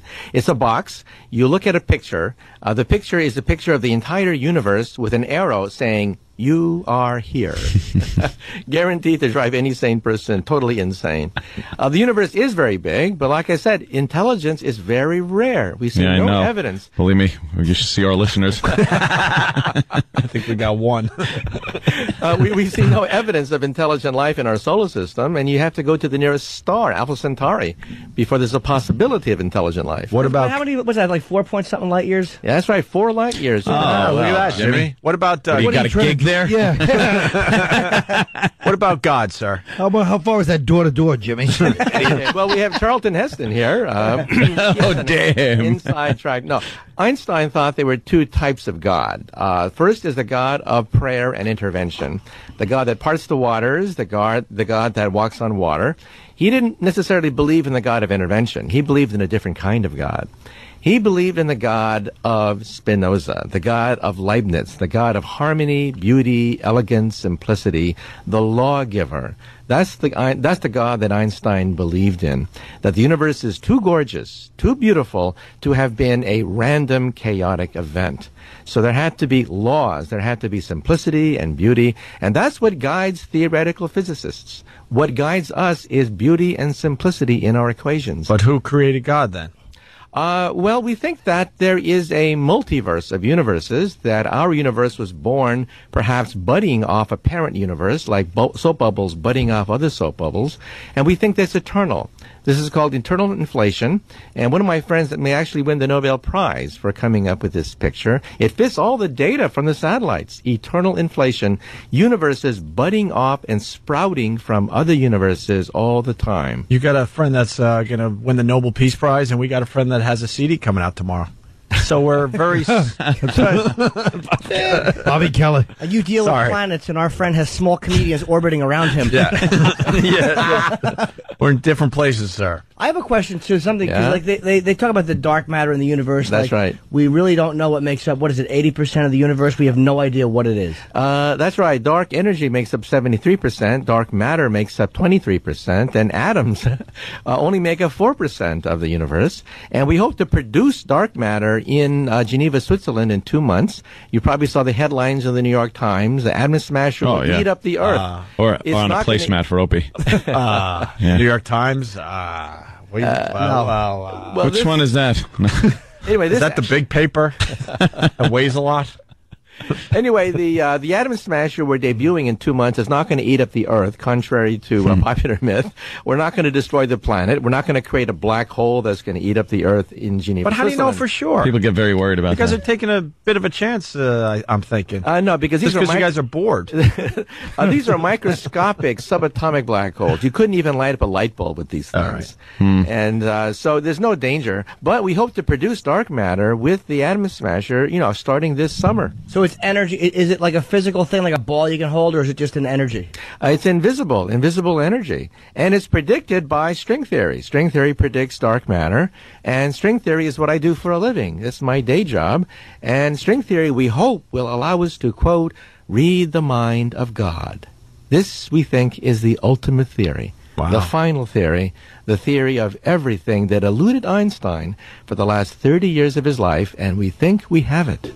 One of you guys are going to just do an oopsie and destroy the Earth. You know that, right? Whoops. There's going to be some kind of oopsie, and we're all done. The big difference between the doctor and the rest of us, if I had your brain power at that age, instead of an atom smash, I would have found a way to look through girls' clothes. Yeah, exactly. X-ray specs. Yes. Yeah, on the back of the magazine. Right. Hey, you've been in an elevator with Jimmy, you know that. And he's been talking about you for years on this program, and all he wants is some kind of recognition the next time you see him. That's all he's asking for. Just a hello. Just a little hello, a little nod. Next time he asks you a question, remember, the inside of his brain looks like that picture. What picture you showing? Two ultimate fighters just kicking each other in the face. Anthony and I had a debate one time about gravity. Gravity, yes. Which I was wrong it's about. everywhere.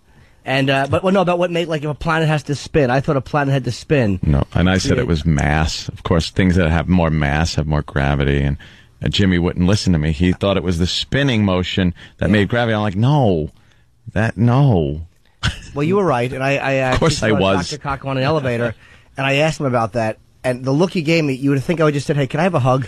No, we don't know each other, but he did explain it. And it turns out. Hey, let's go to the phones. We got Kevin in Jersey. Kevin, what's up? We're talking to. He probably would have liked to have seen gravity in action by you plummeting in the elevator.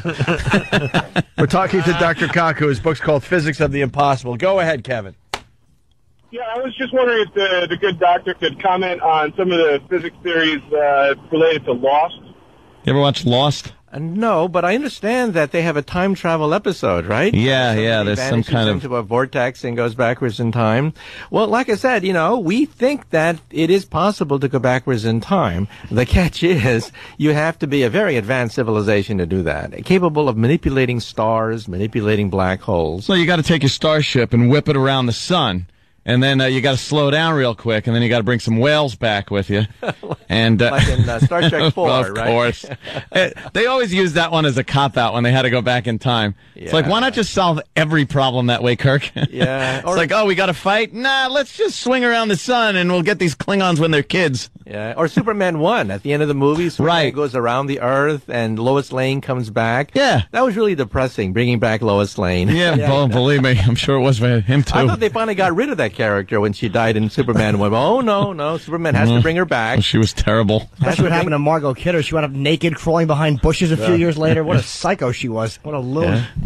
Yeah, but you can't... like Blade Runner. Yeah, well, anyway, you cannot go backwards in time by whipping around the sun. You can't do that. No, huh? But a wormhole is conceivable. I mean, all the equations work. Everything seems to work with wormholes, but not winging around the sun and breaking the light barrier. Now, is it because of the acceleration? Is it...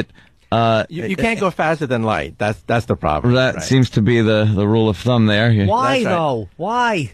Well, we don't know, but, the Atom Smasher, we're debuting in 2 months outside Geneva, Switzerland. The particles there go 99.9999999% the speed of light, but they can't make it. They can't break the light barrier. That's an iron law from Einstein, and he's right every single time. The fact that we have hydrogen bombs, the fact that we have the sun bursting in energy is a consequence of the fact you cannot go faster than the speed of light. Can you use lasers and break into like an underground vault and steal like millions of dollars? Well, in principle, yeah, you can build a laser. Of course, you're going to be in Geneva. They got all those big underground banks. Yeah, really do some damage over there. Another way to do it is with invisibility. Invisibility is the way to rob a bank, right? That's right. One of those little so I can sneak in girls' lockers. Go ahead. Yes. Oh, that too. But we're closing in on invisibility really fast. Proof of principle was demonstrated 2 years ago at Duke University. We can make objects invisible in the future. So now, is this by bending light?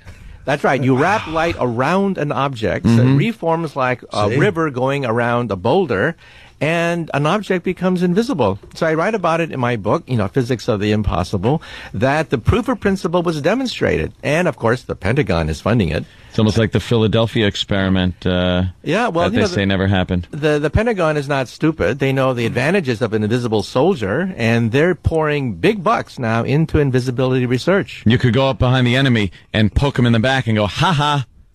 That's right. Ha-ha. And the bank robbing thing would never work, though, because you'd be invisible, but they'd just see the bags of money floating out so they'd know where you were. Good point. Aha, flaw. But then watching people nude would work. Now, that's a hell of a power source to bend light. Doesn't seem very portable. Well, with a new substance called metamaterials, light bends all by itself. This has shocked everybody. You know, Really? I used to teach in my physics course that invisibility is impossible. Light cannot wrap around an object and reform at the other end. Well, I was wrong, and every single physics textbook on the planet Earth is wrong. Light, in fact, can bend around an object like water around a boulder, reform at the other end effortlessly without energy, and make an object invisible. Can you do that for us now? You know, I've always had a question that's boggled me for a bit. If you're in a room with mirrored walls and you light up a laser and then shut it off, why doesn't the laser, much like a bullet, just continue to bounce off of the mirrors and ricochet once the power source is cut off? What happens to the beam that has already left the laser source?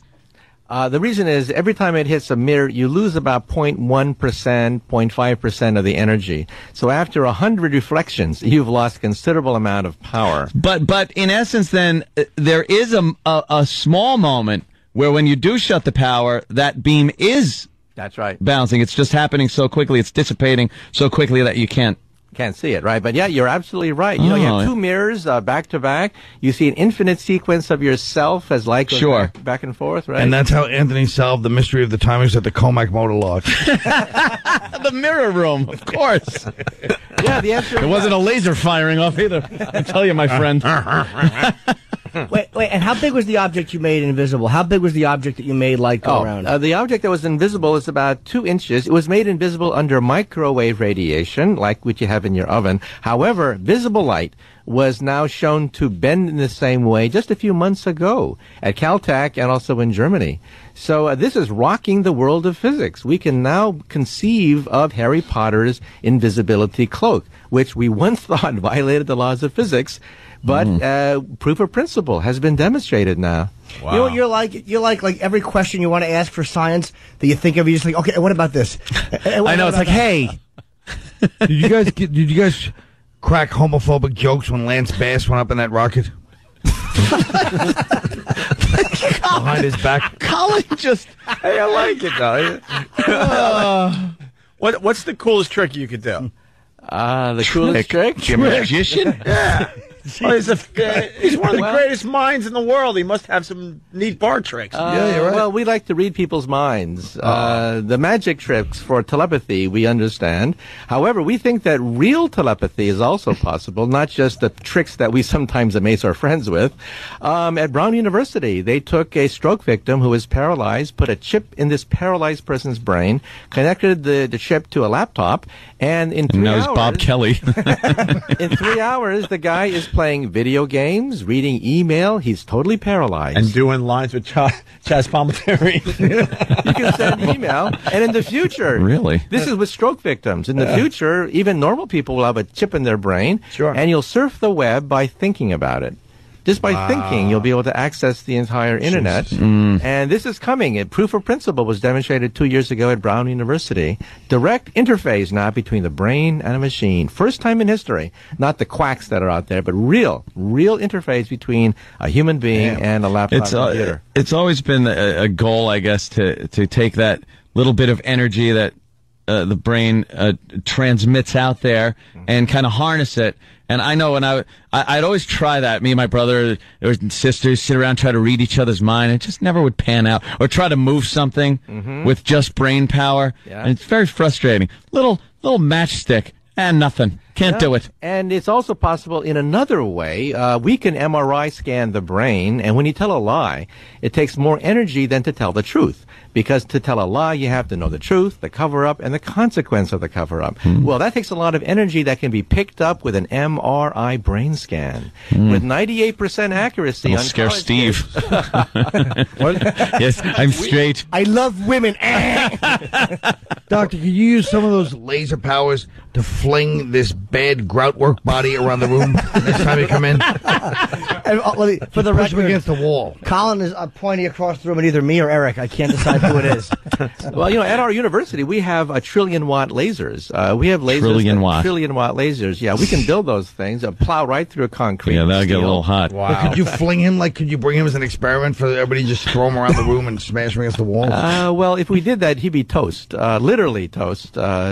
We can do that in the laboratory now. However, people ask about ray guns, right? Then why can't you build a portable ray gun? The problem is a portable power pack. Right. You can build the laser beam, but you have to have a nuclear power plant behind you to do this. And you can't enter a firefight in Star Wars with a nuclear power plant on your back. No, but you got to make that smaller. Pack, yeah, that's the problem with ray guns. Hey, otherwise, we could do it. I got one question. What happens to you when you die? Well, we don't know. That's one of these great eternal questions. However, most of my friends would essentially say that when you die, your memory circuits, just like your CD-ROM, just like your hard drive, goes on the blink. Oh. What happens to a computer when a hard drive goes out, When you don't have any, means of storage, what happens what happens? However, I like the however. Give me a however. Okay. Give me a however. I need a good however right about now. Okay. However, there are two ways of attaining immortality. Okay. Two ways. One, we've now isolated many of the genes for the aging process. SIR2, age 1, age 2. Many of the genes controlling the aging process have now been unraveled, and we can double the lifespan of almost any animal that you see in the animal kingdom. Second of all, my friends who work in artificial intelligence tell me that our descendants, maybe 100 years from now, may have an option, two options. One, get old, decrepit, decay, and die. The other option is one day merging with our creations and waking up with the power of a Superman, with the body of a cyborg, genetically enhanced, and living forever with superhuman powers. You know what sucks about that? We're falling just short of all that technology. That really we'll be the last generation that gets to just drop dead. Right. We're going to fall just short after all this time. Great. Yeah. Well, we have to go. We could talk to you all morning, man. We have to plug the book, too. Dr. Michio Kaku, Physics of the Impossible. It's number 12 on the bestseller list. And there are a bunch of other books you have out, too. Hyperspace, Beyond Einstein, and a couple more I can't remember. Parallel Worlds. And my website, mkaku.org, mkaku.org. And you give some great talks I saw, where you sit and just explain into a camera a lot of these things about black holes and wormholes. Can they get all that on your website? Yeah, a lot of that's on the website. And tonight I'll be doing a live chat at 9 o'clock on my website. Any and all questions, live chat tonight. You can interact with me directly rather than having to go through the radio tonight, 9 o'clock. Be idiot children like we are and just ask them questions about science that you've always wanted to know in physics. Yeah. Mkaku, Kaku.org, and also your same name on MySpace? That's right. And also check out, YouTube and things like that. I'm there as well. Match.com? No, not there yet. A guy like this, physicist looking for. A guy like this should have the most friends ever on MySpace. Wouldn't you want him as a friend? Just to make you feel a little better? Yeah. No, I wouldn't be able to comfort you. I wouldn't be able to understand his email blasts. Subsequently, we feel All right, we have to get out of here. We're heading over to XM Satellite Radio. Dr. Kaku, it's a pleasure. Thank you, sir. Absolutely. Okay. He was was woken up by our insults and decided to come on down and defend himself today, and he gave us great energy. I appreciate that, Colin. Before we go back to beating you up, I just want to say you gave us great energy this morning. I don't want to get beat up by your partner, Phil Spector, over here. Phil Spector. Yeah, he's walking around with guns now. Well, I'm just saying. Now he could officially carry. I'm just saying, it's a good feeling to be able to walk around my house with a gun on me. Yeah. You know, I've been a strong advocate of my Second Amendment right to bear arms, and I go out and I buy rifles. And I bought my FS2000, which is a very it's like a very little bullpup, they call it, very small carbine. What do you mean? It's and is it automatic? Semi-auto, yeah, 223. Nice. Yeah. Pop, good gun. But I finally got my pistol permit, Oh, a carry permit or just pistol Yes, permit? my carry permit. That's kind of amazing. So you can bring it in the car and It's stuff? great. I love being armed. But let me explain something. When you say, let me clarify. Carry permit, you mean you can carry it on you now, like, for example? Not in New York City. All right, it's in Long Island. You gotta get. Well, I'm working on that. How about your car? I gotta get. Yes. Nice. I see, it says on it. I'll show you. If anyone, I thought it was going to break out the. If anyone rips this up, I'll kill him. By the way, see, it says. See, I'll hold it. See, it says right there. Nice. Yeah, it really is nice. It's so great. I really do love the carry permit. If you people can see his picture. Oh, I know. What's the picture? The one guy. It was exactly a joke. Oh yeah, this guy would never get a carry permit. Out of here. Hey, come on, that's a great picture of me. Yeah. Hey, before we move on, I got to acknowledge something here. Anyone else think that Dr. Kaku's full of shit? What? Full of Kaku? Yeah, I'm going to start making up stuff, and I'm going to start writing books because no one can prove my stuff isn't real or not. Not true. No, it's all based in mathematics and stuff like that. Oh my God! And brain I believe you had a trust. perfect explanation from Norton. It's all based in mathematics and stuff like that. Well, I mean, they do. It's a bunch you're of dumb. It's intelligent guys that you can't even comprehend, sitting there trading ideologies based on science. That's true, but you have to admit what Opie's saying is that until we have one bit of empirical truth, it's hard to believe this stuff. Yes, thank you.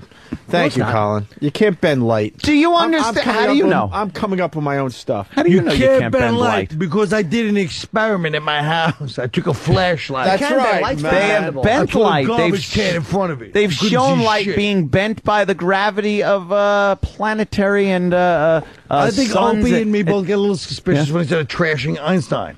Yeah, I was pissed off about that. Trashing Einstein? You know what it Sure was? did. Einstein had a pencil and a piece of paper. He didn't have computers. Jimmy, my that friend. did get me a little bit. Where his next book is Einstein, that douche. Oh, I don't like this man, Einstein. George man. When he referred to Einstein as the messy Jew, he was just being silly. No, he was just saying that Einstein for 30 years struggled with one thing that he picked up on. That's all. He was just saying that he picked up where Einstein left off. Exactly. How great is it? He's one of the smartest guys in the world. For real. And he's online trolling for broads. What? Yeah, he said he's going to be doing a chat later on. It's not like pal talk. He's not on there like that's his excuse. looking at girls wowing. That's his excuse. We ought to give him a Saturday Night Virus show. I'm sure that would be very interesting. That would be. No, it's not a good that's idea. actually a good idea. Yes. Jimmy, you getting any? How do you open this thing? Oh God! Don't the shavings? get it all over. How do you open this up? I don't know. They're making a horrible smell. We're smelling just stupid My medicated feet are pears. immaculate. Yeah, Why mine do they is smell? They don't smell. My feet don't Now your feet this Oh, thing. that's gonna go all over the place. Medication smells, I'm saying. We're rubbing these. Opie used that cheese grater foot cheese thing. grater The egg. I feel like pet, we're in a hospital. the pet egg. Yeah. And I've seen it on infomercials where they just sandpaper their feet and the dry skin flakes I'd like to go do the into other a thing instead. canister. If you give me one of those How do you things, open it up? I don't You know know. those things we put on the bottom of your foot, the Japanese thing? And it gets all the things out when you sleep. Huh? Jimmy, how do you open this up? I don't know. I've been Leeches? What are you talking about? Oh, wow. You know the thing Hey, is you like want a some? pad. Hey, you want some fucking foot skin dumped on you? Oh God! How did you open yours up? You do it from the egg tip, What do you mean? from the front. You peel it back from the front. Peel it back like this? Make Norton wear that suit like Hillary. No, I'm not going to do it. Hey, you wear a Hillary Clinton suit every day? Opie, just your ass. my God! Look at this! No. What is it? Big A's tongue scraping? Here, look. That's a bunch of powder. Yeah, God damn it! What, it's used already? Oh, Let's give it's Dave, like white powder, but it came off of your foot. How much would Dave want to eat? It looks like something you would have. He'd eat it. It looks like something you would have snorted. Snort back in the it, day. snort it, man. Cut up some lines and snort your own foot scrapings. That all came off one foot. That's pretty impressive. Disgusting. Now what though? What does that mean? It means that your calluses are a little better on your foot. You know, you gotta scrape them to keep your feet. It's a crock of shit. No, Who it's good. gives a crap? I don't know much, but I call this bad radio. Why? The listeners will love the fact that we're scraping our feet. Yeah, absolutely. No, they don't. I know that's stupid. It was sarcasm. Oh. You wear shoes and socks. You bathe every day. You take a shower. And you don't have to worry about it. Jimmy, how many? Aquaman at New York Hotspots. How much you got? I don't know, just a little bit. I'm gonna do this until it gets down to the level where it hurts. You're gonna sand it down to the muscle. Yeah, until I hit bone. I want fucking skeleton feet. Bone scrapings. great. All right. I think Colin's right now. I'm totally right, of course. He's the Dr. Kako of bad radio. He knows it. It's not a theory either. You guys just got to look at the paper. That's what the great stories are. Look at the top movies. 21, Leathernecks, Nims Island, Horton Hears Ho. I mean, there's humor there. How'd that George Clooney movie do? I heard it fucking bombed. Leatherheads? Yeah, didn't do too well. Good. 21 was the #1 movie at the box office for the second week in a row. Thanks to us. You think? Of course. No. Of course not. What did you guys do about it? We had him on the show. Collegiate Eggheads. Oh, yeah, I read that book, one of those books about that. Me too. It's called Bringing Down the House. Yeah, and then they were like two of the same ones. And I was like, all right, we get it the first 10 times. We had a nice chat about Steve Martin last night. Did you? Hey! Yeah, we didn't like the fact that he did Pink Panther. No, I think that's sacrilege. An asshole. Are we getting serious for a moment, or is there a joke behind that? Because that's bullshit. No, we didn't like him. We didn't like it. Although that King Tut song, man, to this day, me laugh till this day, it's just hysterical, He's my favorite. isn't it? Honky. Oh, honky. Oh, it's just I want to talk about you hysterical. walking around naked with your guns on. I'm not naked. I'm fully clothed. But I tell you, there is something that just feels good about being in your house with a sidearm. Yeah, with being domestic bliss. I'm alone in my house. You see the guy? He's I'm got a 50 cal mounted in the washing machine. I got it. And you know that if someone breaks into your home, you're not a fucking victim. Well, that's true, but let's be honest. Anthony is so fucking traumatized by that childhood violence. Look at him up to Jimmy. That does look like coke, by the way. You scraped cocaine off your feet. How much you got? I don't know. I'm not. I was trying to tell Norton about Jimmy Jackson yesterday. He said he didn't recognize what I was talking about. Jimmy Jackson. You love out Jimmy in California. Jackson, too, huh? That guy was crazy out in California. Jimmy Jackson. I think Anthony is traumatized by fucking childhood violence, and he's afraid of violence again. Violence? Wait, can we get a E-Rock in here? I'm traumatized by the news. Nah. And I hate the I'll news, tell you, I too. just turn it off sometimes. Dude, you got to. They should Keep call your it the sanity. bad news. Come here, give me a high five. Jimmy, well, what do you mean? I mean, what do you have? You have locks in your house, right? Hold on. Locks? You got a camera? He doesn't. You have locks, you have gates, all that stuff. No, I don't have gates. I have locks. I have what an I alarm. do. When I was a little kid, you know what I used to do? If I was on a train, the train's very dangerous when I was a kid, I'd buy a karate magazine and read it. Well, all right. Problem solved. Because who would be reading it but a karate master? You I don't didn't take karate, I just bought the magazine, I read it. Oh, you leave the magazine out. No, I sit there in the train. Oh, and then people wouldn't screw with you because Yeah, they go, I just get it's kind of, it's not a Put bad yours over idea here, too. if you're on the train. This has to be on the website. If you guys Oh, could that just is be here, it's disgusting. the medicinal smell is killing me. Hold on. It's not the feet, it's the Don't be scraped. No, how much is there really? Dude, there's about a gram. I would say, Look, there's Dr. Cacao. based on my past knowledge, I would say about a gram.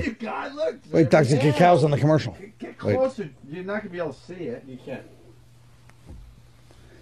I'll believe in all of Dr. Cacao's theory when he does shrink Norton's already shrunken head. Yeah. All right. They're trying to get a picture of the quantity. Wouldn't it be great It's if a Norton had ridiculous little shrink amount of. On the count of 3. 1, 2, 3. It blew it in E-Rock's face. E-Rock's got foot powder on him. Oh, dried foot skin. That's not foot powder. Foot scrapings. It's dried foot flakes. Why would you fall for that? He doesn't have a choice. He works for you. He has to do what you say. He just took a He was, why would you face fall full for that? They of made him take a fucking picture. Foot fungus. That's right. You got a foot flex blown on him. Oh, that is so disgusting. All right. Foot flex. Well, that bit went well. That was fun. Yeah, that was That good. killed 5 minutes, huh, Colin? Good stuff. Yeah.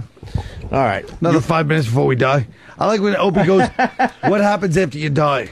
Well, It's a good question. I think it's a good question because there's a whole It's God the ultimate thing. question. A lot of scientists and the God thing, they don't get along with each other. Well, so but I he kind wanted of to see- explained that they do get along. Let's not forget Einstein's great quote. What? Science without God is idiocy, and so is God without science. Oh, really? He said that? Yes. No, he didn't. He fucking stole that quote. Yeah, he did. Einstein stole that quote? Stop acting like you have a connection to Einstein. You don't know anything about him, and he wouldn't have liked you. I do want. What a tool. I do want Colin's observations of the interview. Well, I honestly felt... Were we showing like some intelligence in front of Dr. Kaku, you think? Yeah, I thought that Anthony showed that he had a kind of a interesting grasp of those kind of scientific things that guys like us don't really care about. And then Norton was Norton really had a couple of good things. Like you could tell he really studied, but it was so forced. It was like watching. He was pushing it. I expected a brain hemorrhoid out of him. No, he was Shut up and let me finish, please, Jimmy. You're being out of line. You're a phony who's trying to fit in with the doctor. Whereas Anthony spent a lifetime researching that stuff. 3 years ago, you decided, you know what, I'm really going to bone up on some of my scientific knowledge. And you started reading, but I can tell you almost had a headache going, Doctor, everything you did was a strain, and I felt it. No. What happens is this. The doctor and I were discussing a few things. I wanted to discuss the distance to Alpha Centauri, but he blew by it. So I was fine with that. You knew the distance. Of course I did. Fucking light year is 6 trillion miles. Everybody knows that. Do you know why it's called a light year? Yes, because that's the distance. It's not as heavy as another type of year. It's less filling. Him asking has less calories. Him asking the distance. It was comparable to this morning when he started asking if you changed flights on your trip. Yeah. Light travels a certain distance in a year. Yes. It's approximately 6 trillion miles. A lot of people think a light year is a measure of time. No, it's distance. When it is distance. 6 trillion miles. Yes. Yeah. I just hope what that guy said comes true, because it would be kind of exciting. Yeah, but we never see that shit. Was that? That's the same thing with the 50s when they were talking about the 80s and 70s. We will have moon bases. It will be wonderful. But no, what he does in his book is he goes over stuff and he tells you like these crazy things that were in science fiction. Pointing an index finger doesn't make you an intellectual. That's true. But I do look points. I love when you would rip him on your show too. Yeah. Because Jimmy would he'd put his finger up on his chin and be like, he'd put his chin in between his thumb and forefinger. It was like a silent movie version of an intelligent guy. And Colin would not let a moment slip by. He would not let that moment leave. He'd have to call you out on it every time you tried to sound smart. That's what Colin likes to do. He likes to knock a man down while he's making a point. That's fine for Colin. But I had some very valid points with the good doctor. A couple of men of similar ilk. Of course. Discussing space and time travel and theorizing about making things go bye-bye, as I would say. Now, if you took the distance that you need to push a Porsche for it to start with a dead battery. That's right. And multiplied it by the age of the comic pushing it. That's not a light year. That's a wish I was lighter year. See how he... Oh, so this is how it gets over here next time, huh? It gets a little saucy. You guys are fly on the other show. We call this the salty show. That's right. No, I'm not going to put up with any of this nonsense. I want to see what they're up to in Gasoline Alley. I want to find out what they're up to in Gasoline Alley. Oh, don't do Jimmy's bit. Jimmy reads the comics. Does he really? Yes, he certainly does. I'm sorry I'm doing Jimmy's. He does a fine job with it. I'm sorry. I didn't mean to do Jimmy's bit that Michael Keaton did on Letterman in 81. Oh. What did he do? I don't know.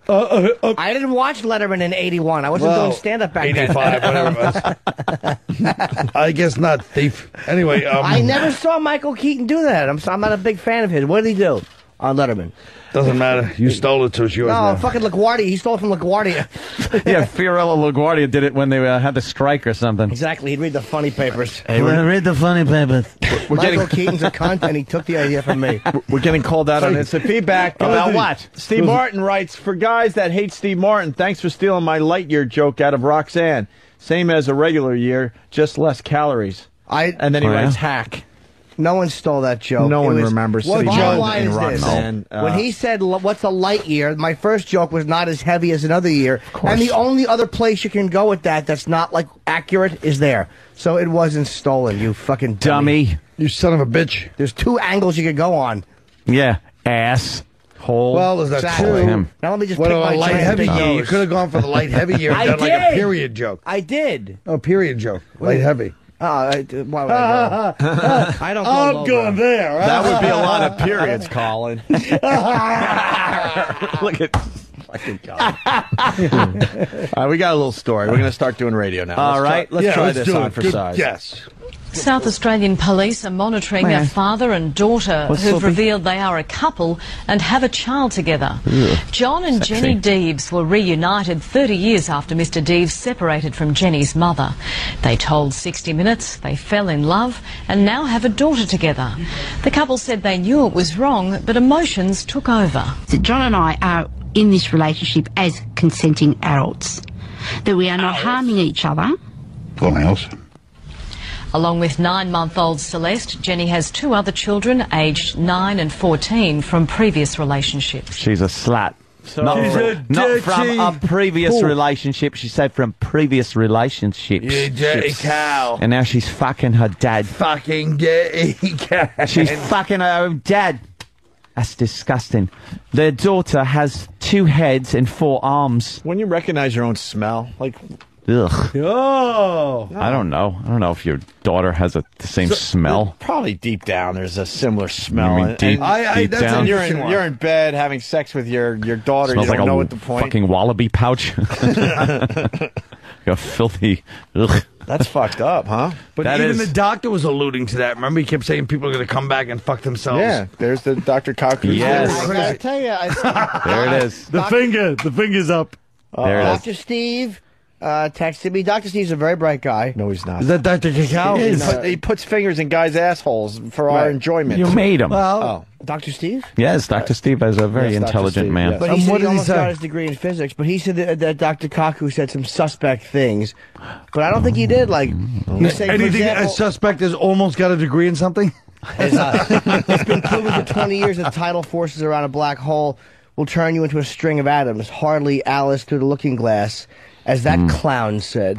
Whoa! Whoa! Whoa! Calling you out, a couple of doctors. Let's write our own book. But I certainly think that had Dr. Steve called in with that, I'm sure that Michio would have given a little smile at the ignorance of it. And wow, Dr. Steve is being called out now. Only on that, because Kaku is, he knows Stephen Hawking. He's one of these guys. Yeah, but how So he you understand knows what he somebody? says? Yeah, but I mean, he knows someone that can't talk. He consorts with him. Like, see, he always theorized that there were black holes or things like that and time travel. And Hawking said there was no time travel, and Hawking had to admit he was wrong. Well, Oh, no. It is Dr. Kako again. Please tell him I am not in. But you, Stephen Hawking, you're always in. You can't really go anywhere. I do not want to talk to that douche. His eyes only move now, he said. That's it? Only his When eyes chicks move. walk by, I bet. Yeah. He still looks. Oh, Chicks, man. dig me. I'd like to interview Stephen Hawking and just go, what? Hurry up! What? Come on, talk. Hey. We don't have all day. So what is Dr. Steve is really slandering him? Dr. Steve doesn't like the whole idea of the black hole and being able to use a black hole because, as I brought up to Dr. Kago, black hole would crush you. The gravity itself sucks in light. It sucks in light itself. But then... So any type of human, even in the most technologically advanced type of craft, would be crushed. Now that's what he's saying, but it would turn into a string of atoms. But Dr. Kaku said that now they're saying they think it's a ring. It's different than they Which once is believed. Convenient. Well, why else would he say that? Because it's convenient. When they photographed thousands of Get them. laid. Yeah. Why do people do a lot of shit? He wouldn't make just a kooky statement. Well, he'd make a cuckoo statement. That almost sounds kooky. But I think that's kind of convenient that they'll say it's a ring. That way you could shoot through the middle of it. Yeah, let me ask you something. If he was just really as good as he said, why would he make himself an instant judo master? The king of Japan. You think when these physicists get together, they have jokes like physics jokes? Of course they do. Jokes? No, Sure they do. They're the same jokes. They're end jokes. Doesn't matter So what do you what call you a do black for a living. Yeah. It also, Oh, fuck. We should ask Dr. Kaku. Stephen Hawking's checking in from space. Earth's days are numbered. We could have got that. What did That I Stephen believe. Hawking... How much long we got left? What did Stephen how Hawking many mean when he numbers? said that? Earth's days are numbered. You got to read his books. I've looked at. And No pictures. He I don't gives like you them. all the fucking theory and But stuff. what He do doesn't you- just speculate. He goes through all the fucking the physics theories and stuff. He But tries what to do you- keep it simple. well, what do you think about what he said, Bob Kelly? What do you think about what he said? Dad, you know what? We like to believe we're the only ones here, dude, but it's bullshit. Just a bunch of schmarmy assholes Dude, just trying to be like the only people. Oh, God damn.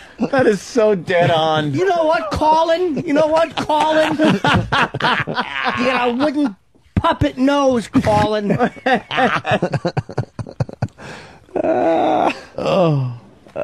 right, let's say hi to Trip in Georgia. Trip, what's up? Hey, how y'all doing this morning? Good. Hey, if y'all gonna talk about black holes, y'all need to quit talking about Howard Stern and his show. Well said. I bring nothing to the table. Yeah. There's some issues with Dr. Steve and I are going to have a physics... Well, why doesn't Dr. Steve call the show so we can have it out? He's probably with a patient. He's a psychopath. He fucking has the headphones in, and he's probably right now fucking telling a woman her kid's retarded. He's fucking texting me. I just get a text message. Tell that ass Norton, stop talking with an accent. Who's that? Bobby. Why doesn't Bobby call the show? Someone better call this fucking show. So he can just be lambasted? Yes. Yeah. You know what, dude? Scorch gets 3 callers at a time. There's no H in smarmy, you fucking blithering dumbbell. Schmarmy. Hey, where's young Sam? We got to get more Scorch on. Young Sam. Before Colin leaves. Bring young Sam. Why don't you play in. some old-time best of Retarded Liver and Shirley? I used to love them. Yeah, we got to bring them in. Yeah. We got to bring them back, I think. Is she back now from the crack? Remember, I think she's, yeah. We should put her on intervention with all of us. Nah, we tried. And punch her in the face. No, on intervention with A&E like we do an episode. We all sit around. And don't care what happens to her.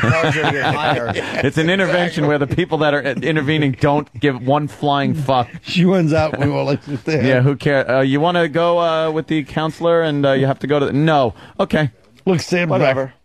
Sam, what do you got? So, can you get more Scorch before Colin leaves? Yeah, of course. Sam's obsessed with Scorch. He had to work with him for a year. Yeah, what else you got from Scorch, you think? It ruined his childhood. Well, the thing is, Scorch has daily PFG TV episodes dating back from, like, Halloween. Right. So, I mean, we could go PFG TV. All right, yeah, find another, like, good one. Do you want to get him on the phone? What happened? His mic wasn't on. Oh. Well, let's leave it on. No, we don't need him on the phone. He's probably too busy, entertaining Manchester, New Hampshire, or wherever the fuck he is. You're right. Thanks, Kenny. Yeah. Thank you. Speaking of radio jocks, another guy made it back to the airwaves. Who's that? Friday.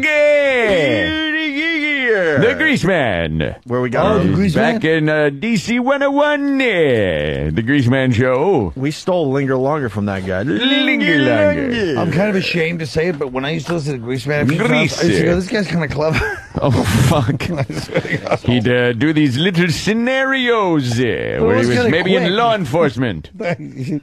When I was slinging lead with the Washington, D.C. Police Department, then a criminal came out. I gave pursuit. Did you? And he'd tell these long-winded stories that had no punchline. He would take, a one-line joke and make a 20-minute bit out of it. Yeah. A one-liner. He's back on DC 101 where he really became famous. Can I say to interrupt you real quick? Yeah. He said one thing that made me laugh.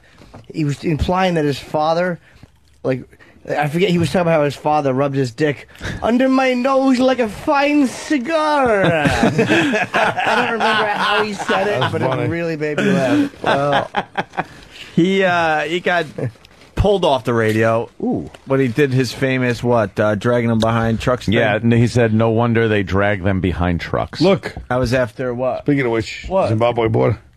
That was after they played a record from, what's her name? Lauryn Hill. Yeah, Lauryn Hill. And then he, no one wanted to hire him forever, and he's finally back on regular radio. He was doing what, where he had to buy time on. Yeah, he was doing pretty much stations. Infomercials, buying time on a radio station, and broadcasting his own show. This smoothie really gets me. I think it's the protein in here. I think the protein is like fucking savage jizz. I don't know what the fuck is going on down there. I was wondering why you took your smoothies and just threw them on what your kind face. of smoothie is it? I prefer them on my back, but you need all the protein you could get banana. at this point, sir. Here we go. Yeah, what the hell's going on? There's a lot. We all want to know, but he subtext. Huh? There's such a subtext in his life that I want to know about. I'm recently single. I know. I saw your After, single but looking T-shirt the other day. Single but looking. Oh. So I'm having this whole renaissance It's my whole my whole house is being finally turned into a big boy house. He's he's drilling holes in it and painting pussies around them, and he's just fucking his own house. I can't believe how much I spent on this. I like that. A renaissance. Is that what they call a debilitating mental breakdown combined with a midlife crisis? I don't know. Is it? Oh. Yeah, you bastard. That is true. And you fucking awful red and black checkered thing eating a croissant. What is that? Like a I gentleman admit it. dipping it in tea. I'll never forget Leonardo da Vinci when he bought that. When he bought that 40 cal. I've always enjoyed guns. I know. Yeah, I love guns. And I'm finally getting my house to be a big boy house where it's got furniture and stuff. And pool table. Very good idea. It could go downstairs eventually. Yeah. But I'm having a pool put in the back. What about a pool table? Well, I could have one put in downstairs once the basement's finished. Ping pong. Hey, did you break ground on the pool? No. Wow, that sounds like an original idea. A pool table in the basement? Don't get crazy. Well, he had a shooting range for a little while. Did you really? Wow. No, that's so cool. Something might have happened Rumor downstairs. has it there might have Might be a been. hole in a computer. Is it legal to have a... No, you cannot. You can't fire guns within certain city limits. Let it be known I was over That's Anthony's house, censorship. and there's no proof that there ever was a shooting range in his basement. That's censorship. Yeah. Hey, No, did you of break course ground not. on the pool? No, but I have a bunch Getting of close? fence sections and 20 tons of rock in my backyard. Nice. That Let's do a I'm pool waiting party. for a You know final what you should permit. do? Give me On the my bottom- permit. On the bottom of your pool. O-N-A. Wow. In Cyrillic letters. That would be cool. Or how about just the A part? Because it's Just the your place. A. Yeah, it's his place. Mine. Hey, Stephen S. from Bayshore in the Greaseman voice writes, no wonder Seinfeld drags hack comics behind his car. Yeah. Oh. So here's Greaseman coming it's not back a to... hack. You can't call Colin a hack. No. You can call him a lot of things. Has been... I wouldn't call him a has-been. A disgraceful sorry, Colin. nobody. You were nice to me. Disgraceful nobody. No, but you are. Currently, you're right. currently, I'm a has-been. But I think we all know, and nobody knows better than this little worm sitting here, that I'm obviously going to make one more comeback because I'm not a genius. I'm a very smart asshole. And when I make my comeback, he better be on my good side because I'll crush you like a bug. All right, we're going to do... Jimmy just looked at him. Jimmy's look at Colin was one of just, are you fucking kidding me? It was just, he just Time will blew tell. you off. You didn't even fucking give what you said any I don't like consideration. the fact that I defended him and said he wasn't a hack, and he still called me a worm and attacked me about his big comeback. Because he goes Shut to up. me. 'Cause He I goes, said he's sorry. not a hack. Pick the You food can out of say your a lot corner of of your things mouth. about him. Yeah, you can. Right, so I'm saying you don't Like act you don't like know you how were to wipe supporting. crumbs off your mouth? Like, don't say you were supporting me. Wipe the crumbs off your thin lip. Don't say you were supporting me. Thank you. Fucking old lady. Fucking dumping tea on your Don't fucking act like you're croissant. doing me a favor by going, he's not a hack. You can say a lot of things about him. I don't need it. It's got crumbs all over his Well, picnic no, I table, wanted you sir. insulted, but fucking accurately. Exactly, but then don't say I out was for the defending ants. him. Oh, God damn it. I was just going to say that. Of course you are, Jimmy. Me and you think alike. We're smart like Fucking that. ants all over that dumb jacket. Come on, let's... You're a real lumber jerk. Let's do this. So, Greaseman goes back to DC 101 Waddle doodle. after many, many years. Oh, God. Every now and then, Yeah. there's a cataclysmic event in the world. The last one, by my record, was when the gargantuan asteroid crashed into the planet, causing massive climate change. Massive. Dinosaurs to freeze. They'll What? All life was turned into amoebas, and eventually we crawled from the sea once again to claim our place on the globe. It's a slow draw. Another event, such as that, What's a slow draw mean? takes place right now. Pause that. The Grease Man returning once again to DC 101. Oh, that comes off the lips real nice. Well, I guess to get started, maybe I ought to climb off the cross. Ah, much better. Ah, I can breathe again. It feels like a million dies. Yeah, Big Daddy's home. Yeah. And thank God, home is the mega mother. Without further ado, with your kind permission, we begin the big game.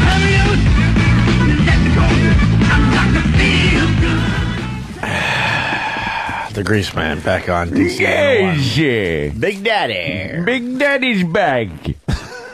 What? With that strange music? It's the same show he's always done. E-Rock? Is it worth playing any more of these clips? Because I don't know. We lost Colin halfway through that clip. Well, no, he just got a text from the stupidest man on earth. I got a text Rich from Bobby, Voss? but I didn't understand it. I tried to get Norton to translate it. I know what for it me. means already. It said, it doesn't make you smarter having an slow draw. He meant to say a slow drawl, but he's so fucking dumb, he put draw. He's so fucking dumb, he didn't put drawl. He is an idiot. He left the fucking L off. E-Rock, what do you want me to play? Oh, he's as dumb as they come. E-Rock has... You listening, stupid? Sorry. Yeah, well, he's got to call the show. E-Rock, what? Another real caller? Been set up to song about his testicles? What's this about? With this first show back to DC 101, he would talk for a while and then realize the phone would start lighting up, so he jumped to the phone right away because he was stalling to get anybody on the phone. And all the callers seem like plants because they're so like, you're back on DC. I can't believe it. Where have you been? You know, it's all so fake. Ooh. So he's building up to a song parody that he does. Oh, no. Nothing better than a good song parody. On the blower. Feel free to jump in, and we'll see what's what. Yeah, it's Grease. I forgot he used to call it the blower. The phones were the blowers. Yeah. Grease, is that you? It's me in the flesh. You gotta be kidding me. Now I'm back and I'm feeling like $1 million. I'm itching for a song. All right, well, I got, hundreds and hundreds in the repertoire. Which one floats your boat? Well, to tell you the truth, the one I kind of like the best is the one about you. Avocado size. Avocado sized? All right, well, I'll tell you what, let me grab the old git box here. So you want to hear a song about those spendulous, geoloid swaying orbs, do you? Oh, that's what I want to hear, brother. What do you call them? It's balls, I think. I know, but what is I like the guy, too. You see him reading off the paper. I tell you, I am itching for a song parody. Yeah. Hey, Grease! Like you ever see geoloid swaying orbs, do you? That's what I Geoloid. want to hear, brother. All right, you want to hear a song about those lint-laden fuel pods packed with gonad gravy, yeah? God. Gonad gravy? Nobody's interested. He's packed with gonad gravy. Swinging from the trees like You want to hear a song about these swaying sacks of semen seepers? Gonad gravy's pretty funny. Gonad gravy. I'll give him that funny, one. but it's just his horrible voice. Is that what you want to hear? Shut up and just play it. I'm getting annoyed. All right, Dad. Give me room and let me grab the git box. I'm the bulky DJ who has the most enormous dots. You won't believe your eyes. Oh, no. They're as hard as Fordham granite. I could fertilize the planet and they're avocado size. I tell you all sincerely, His voice is all different. We aren't talking merely a man's bravado lies. For the truth, then of course, is that they're bigger than a horse's, 'cause they're avocado size. Oh, I must say that mine. Please, this is horrible. Stop. Hard to see your hero fall, The Guinness stupid. Book of Records is a breeze. It's horrendous. If you think not, then look at these. This is horrible. I can wail away for hours and still retain my prowess to smart and fertilize. Yeah, horrible. And each one is a handful and as heavy as an anvil. And they're I get it. avocado size. Please, it's horrifying. Can't count the times. Slam them in a drawer. You could whack them with a big old bore. I might say, ouch, but nothing more. I hold them while my darling administers a snarling, 'cause they'd blacken both her eyes. If those puppies started swaying, Dr. Bills I'd be paying, 'cause they're avocado size. We get it. You got big balls. Jeez, that was really annoying. To a nice fucking manly song. Well, yeah. Come on, man. Listen to this guy. He stinks, and I don't like him. Let's say hi to Al. Al, calm down. How you doing, Al? He's down there in Washington. What's up, Al? Hey, a couple months, that's actually a couple years ago, during the beginning of the end of his pay-for-radio phase, I was in near West Virginia, listening to the station he was on, which was horrible. He had a contest. I made up a story, called it in. He said, I'll get back to you if you win. A month goes by, forget about it. Phone rings in the car. It's him. I don't recognize. He says, Doug Track. I said, who? He said, the Grease Man. He had to make his own phone calls to tell callers, listeners that they won. You won. He called you to say that you won a contest. Unbelievable. Very nice. He's a douche. Thank you, sir. E-Rock, what else you got? There's a track on there from his first time at DC 101.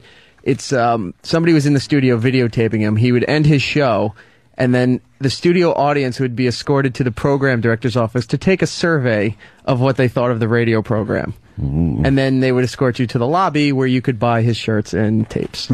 Wow, no kidding. One more clip. Yeah, go ahead. You're on the air.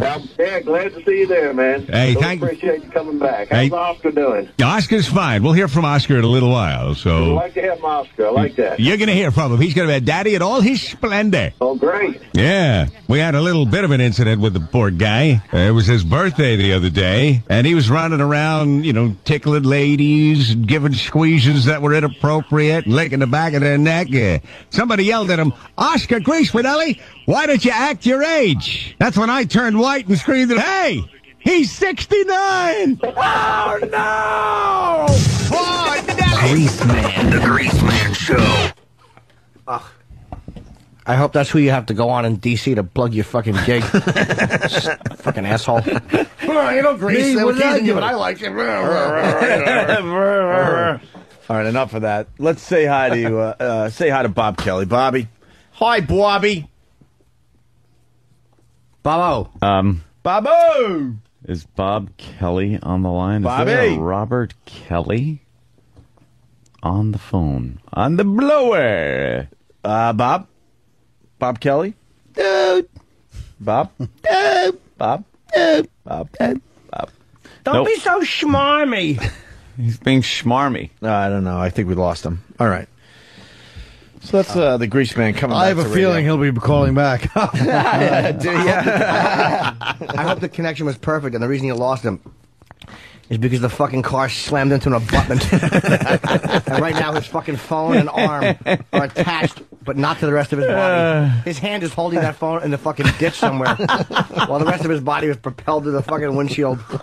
Dad, I got no phone or arm, Dad. You know what, Dad? They make a lot of things for left-handed people. Shut up. And his phone's holding a copy of his arm's holding a copy of his CD. Yeah, tucked under his fat arm is a fucking copy of his CD that he was going to try to give out to the radio station, but they just left it on the table. As we wait for Bob Kelly to call back, good news for Colin Quinn. We got more Scorch for you. Hey, Scorch. Young Sam back in studio, working hard today. Young Sam, what do we got? Well, I went into my personal archives and found some classic Scorch from Syracuse. Ooh, Syracuse. Was this when he was doing the Kingdom of Nakedness? This was the Naked Militia era. Naked Militia. Basically, Paulie, finally his sidekick, started voicing his concerns about the fact that Scorch insisted on doing top fives every single day.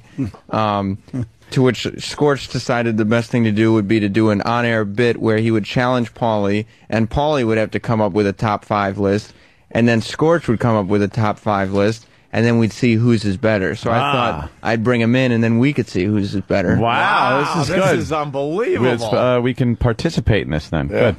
So my top list that I do, you're always, that's not funny. And I think they're funny. The other day you did things you hear at a car wash that sounds sexual, and I've never heard one of those things at a car wash. Go ahead, but now and you didn't like the ones I did about things you'd hear at a cook say. Yeah, let's hear those again. No, you go with yours first. Here's the top 5. Because mine's not funny either. Go ahead. Top 5 things that a baseball announcer may say that could be construed as sexual. All right, you ready for this? Number 5, he smacked it into the gap. That's good. Go ahead. All right, number 4. Scorch is like, yeah, I know it's a competition, but I'll be fair. That's good. That's good. Now, see, the bit here would be to make believe it's good when the whole world knows it's not. It just but stinks. Scorch really thinks this stuff is good. Hey, it's right in the gap. Whoa, That's yeah, good. that's That's a good good. one. That's a good That's good. I start. wish I'd thought of that. That was him saying. That's good. Go ahead. All right, number 4. The pitcher steps off the mound and eyes the rubber. Good. That's good. That's funny. It's not. Scorch is so digging this. Paulie wrote it, and it's like, this is not funny, Scorch. See, Paulie's acknowledging that. This is Paulie's doing his impression of Scorch. Like, Right. look, this is not funny. Like, Paulie's not trying to be funny. No. But he's trying to find stuff that might be funny if it was Scorch writing it. Right. Okay. To the Scorch, this is just the best shit he's ever heard. That's the Scorch equivalent of touche. That is hilarious. How can you Number say that's 3. not funny? He just got to first base. That's really easy. Go All ahead. right. Number 2, the shortstop went deep in the hole. Yeah. And number 1, this guy hits balls deep. See, I think good for you. That's funny. Good for you. What do you think is not funny about that? Everything. He's so frustrated. He couldn't believe that That's his point funny. wasn't Come on. illustrated. Oh my God! And then, Funny stuff. And then Scorch was forced to do his own top 5. Yeah, one of his classic top 5s. This was top 5 things you wouldn't want to hear a chef saying at a restaurant. You wouldn't. Yes. Okay. Okay, now the ones I did, top 5 things you wouldn't want to hear a cook say when they're making your food. Okay. Here we go. Number 5. I know it's stale. But what the hell? We'll just tell them it's toasted. Ooh. Number 4.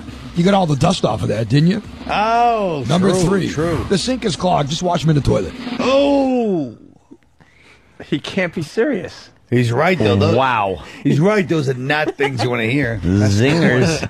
The baseball one was fucking way better. Gold compared to this shit. How about the top 5 things you don't want to hear if you're a waitress? Number 5. Yes, those black customers are yours. Number 2. Did anybody see you do that? Nah, then just throw it back on the plate and serve it. Whoa. And the number 1 thing that you wouldn't want to hear a cook say when they're making your food I don't want to hear number 1. is, hey, it's warm and salty and yellow. They'll never know the difference. Oh. That's funny. That is pretty funny. They're so long, like they don't fit like the formula. Yeah, like his 5 weren't like, they were like real things that people in the kitchen would say. Hey, that fell on the floor. Pick it up, brush it off, put it on a plate. Maybe we can wash it. If not, we'll get a new one, fry it up, and give them a new one. But if they don't notice, then it's cool. Exactly. It was like real stuff. Yeah. The other guy's like, two balls Yours was deep. good too, though. I'm not going to say yours wasn't good. Now, if you had done yours at a different time, other than trying to prove a point, and in essence, the point you're trying to prove was really a bad point because yours was funny. Yeah, but I don't think. And they're not stupid. That was not stupid. That's something that a listener of our show would find that funny. Oh my God! He's broadcasting to the retarded. Right, thank you. We all had the joke. Fucker. Step off the mound. Yeah. Scorch is a That class guy's act. got 2 balls on him. That's a classic. Yeah. Hey. Well, Hey, well, you might want to put those fries underneath the light to keep them warm while the appetizers are finishing. Something you don't want to hear a cook say when he's cooking your food. Hey, well, I got to clip a hangnail. It's hurting me when I take this off the griddle. What? Yeah. It's not fucking funny. Damn, the price of beef's high. How am I supposed to turn a profit? Let's say hi to Bob Kelly. Thank you, youngster. Hey there, Bobby. Hey, Bobby. Hey, what's up, guys? First of all, Jimmy, this is what I don't like about Jimmy. You're from Jersey. You're a little mushy, four-eyed ass from Jersey. Ooh. You're not. You watch the History Channel a couple times, and you know about black holes. That's true. And then you get an English accent and a slow draw. You know what happens? Sometimes the universe. What's a slow draw, stupid? Like the galaxy is giving you your information as you're speaking. Hey, what's a slow Shut draw? your face. I'm not fucking having a duel. What's a slow draw? Do you mean a slow drawl with an slow L? draw is this. Ready? This is what you do at the end of your sentences because you're thinking really hard. When the black hole, sometimes it you know, the universe gets together and star actually Yeah, I'm a well-spoken man. I think You're things not out. well-spoken. You're a mutant that thanks trannies. So what's that got to do with the universe? Big deal. You're supposed to go. Jimmy enjoys black holes. I don't the like way it works. Now, you know what, dude? I mean, they say there's no God, dude, but who knows what, you know? I don't know what happens, dude. He's schmarmy asshole. Schmarmy. Always, dude, you talk with a slow draw. No, Al. A slow draw. We're going to shoot each other. You turn into breakfast at Tiffany's every time you want to get intelligent. Why do you have to go with food, stupid? Of course. You turn into the breakfast club, dude. You turn into fried green tomatoes. Shut up, stupid. You're not. You turn into Free Willy. Oh, wait, that's me. You're not a scholar, Norton. I know I'm not a scholar. I'm just chit-chatting with Dr. Coughlin. No, you're not. You start talking like you're from England, and I don't like it. That is true what he said about you. No, it's not. Yeah, Bobby, Colin Quinn's in studio. Hi, Colin. How are you? Colin, you know what? I know Anthony's going to stick up for him. I hope he's going to stick up for him because he's their sidekick. But I called him sidekick earlier, too. He didn't like it. Yeah, he's not going to like that one there, Bobby. When he gets intelligent, he gets really slow and methodical with his thoughts. And I want to smash him in the face with something. Instead of just blurting shit out and sounding like an idiot.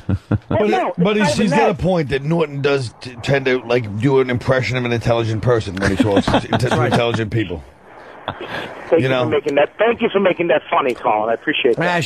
Shut up. This is where I nailed Dummy on the other night. We were having our political discussion. Before you get into this, he really got me. Go ahead. I don't remember anything I said except when it started off was he's going, because they got to do this. And now, dude, she's got the super delegates all lined up. And I fucking stopped him like a brick wall. What's a super delegate? And you've never seen stupidity personified. He every bit of idiotic shame he had, that little mask came off and it was dumbbell just sitting there. Let me tell you. Dude, a super delegate's a delegate that puts on a cape and solves crimes, dude. Super delegate, I'll take the soup. Shut up. He nailed me for probably around 20 minutes, and every single one was good. And at the end of it, I went up to him and goes, I don't even know what a super delegate is. No one does. Yeah, exactly, but that wasn't the point. Hey, Bobby. I know what it is. Wait, good for you. You win the spelling bee. Shut up. I got a fucking nerd. Spelling bee. Put your hand up next time, you fucking goody gumdrops. I know what it is. Certainly not a treadmill, then.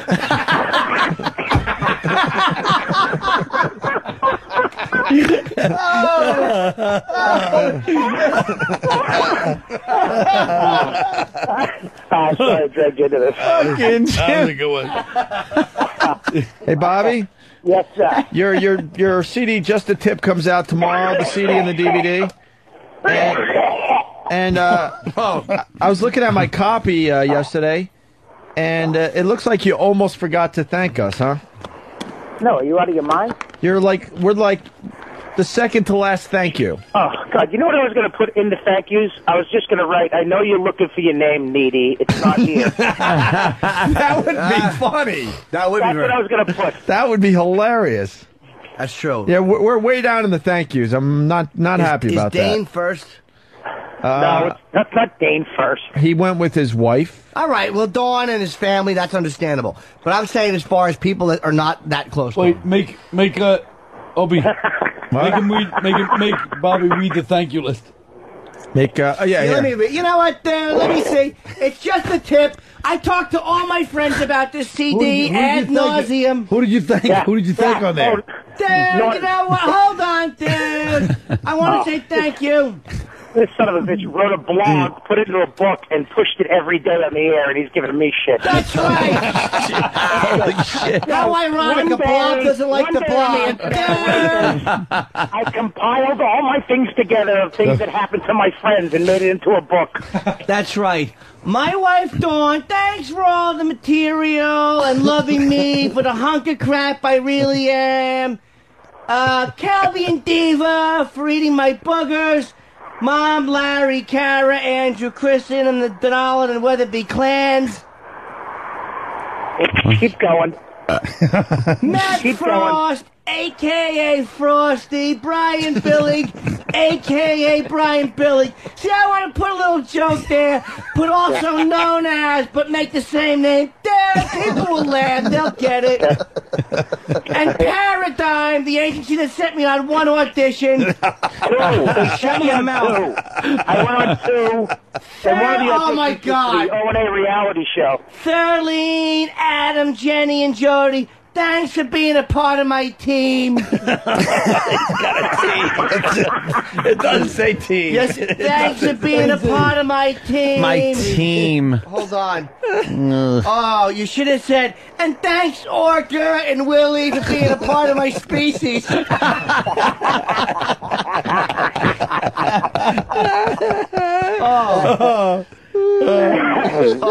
Alan Lefkowitz, my therapist, you've helped me become a better man.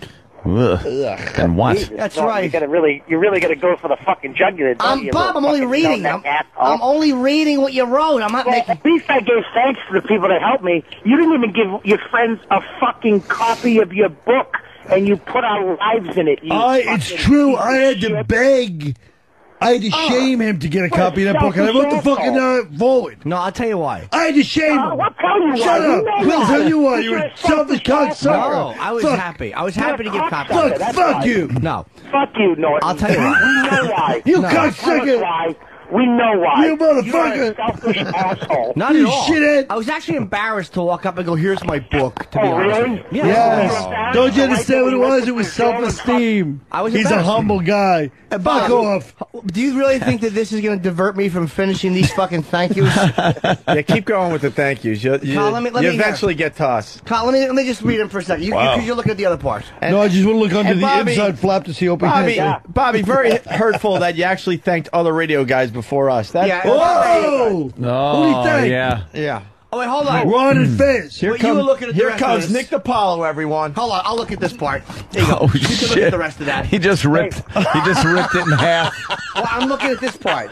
You He look at just took the thank yous. All right. He really is an ass. Okay, let's see. NACA and all the colleges across the country, which I was okay to perform at, but too dumb to attend. Fucking asshole. NACA. He thanks NACA before his friends. What's NACA? I hope you fucking die It's in a a college. fire. It's like a college Booking service or something? I hope you're killed in a bus bombing in Jerusalem. And it turns out to be Voss just standing there doing material. Fucking cunt. Dane Cook, to the top. To the top? Hey, that's What? a little saying we have. What's the thing? To the top of what? Well, the thing worked for Dane. Yeah, it certainly did. Yeah. He went to the top of the entertainment field, and you did it with the scale. After this little fucking segment of fucking fine radio that I got myself into once again. Hold on. Dane Cook, to the top. Thanks for putting me on the map. Because if you didn't, Google Maps would have done it. Because I stand out now when I'm in public. That's not what it says. Shut your face. They thought I was Ohio, dude. You just made that Thanks up, for putting me on the map. Oh. You just made that up. Yeah, I know I did, you literal idiot. And he put you on the map in the wrong fucking place. He should have put you in the middle of the Atlantic being photographed. Shut your fucking face. Well, I'll fucking bite your nose bridge. The listeners are doing their own thank yous, by the way. We'll start with Matt LaFar from Queensbury, right? Dude, I'd like to thank the fat retard that used to pity fuck me as a teen, dude. Oh, you know what? Okay, I'll say this. Let me say I will amend a little bit. Thanks for putting me on the map. And the second one, Colin Quinn, thank you for always being there. Always? You were always there Yeah, he for just him? means existing, I guess. Colin's Just just being there. Jim Norton, Kelby misses you. Dude, he's a little self-effacing because I do love Bob's dogs. I'll admit that without shame. Bob's pets and I adore. I thought it was the chicks you used to fuck. And he goes on to Patrice and Thanks to everyone at Comedy Central who only put me on when my manager pulled a gun on him like Luca Brasi. Bob Kelly doesn't get that picture. it'll make him a big star. I'll go tell your boss I don't get you express from Guineas. I'm Jewish. Now you get the hell out of here. Oh my fucking God. What? The next one he thanks Lionsgate Films. What? Just stop it. What the hell? Oh man? my God. Well, they put out some good product. What was it? What were the 2 films you're in, Bob? We lost him. Where'd he go? What, did he hang up? We're getting him back. Fruit. I don't know what happened. Oh my God. Dude, to the top of the Call of Duty leaderboards, dude. He fucking... To the top. Where did he put you guys? It's way. This fucking asshole thanked his accountant before you. Right, that's what I'm getting at. Matt Siegel at Kiss 108. Thanks. This 108's big. Patrick at cringehumor.net. Thanks. Curtin DeLynn Iverson. Thanks for letting him stay up late to help me with everything. I guess that's his web guy's fucking family. This web guy's family before us. Stephen Leo from Sanctum Sound. Well, you know, the sound mixing is very important. The people that mix the fucking thing. They sell more. They sell more than. Don't they get a credit anyway? Opie and Anthony, thanks for letting me be part of your radio world. Not you. And then he put Pete, Lee, and Nicole. Thanks for taking care of me at the Virus Tour. Instead of thanks to Opie and Anthony for putting me on the Virus Tour. Yeah. Pete, Lee, and Nicole wouldn't have taken care of you without Opie and Anthony. Mm-hmm. Well, enjoy the last appearance of Robert Kelly on this program if we do get him back on the phone. That's right. Just a fucking tip. That's all you're going to get in this door from now on, fella. Just the fucking head of your cock. Thanks. He's not answering? Thanks, Why Bob. isn't he answering? I don't know what happened. He's probably in transit. He's coming home from. I hope that fucking. I hope his fucking phone was pierced by the bullet of a highway sniper.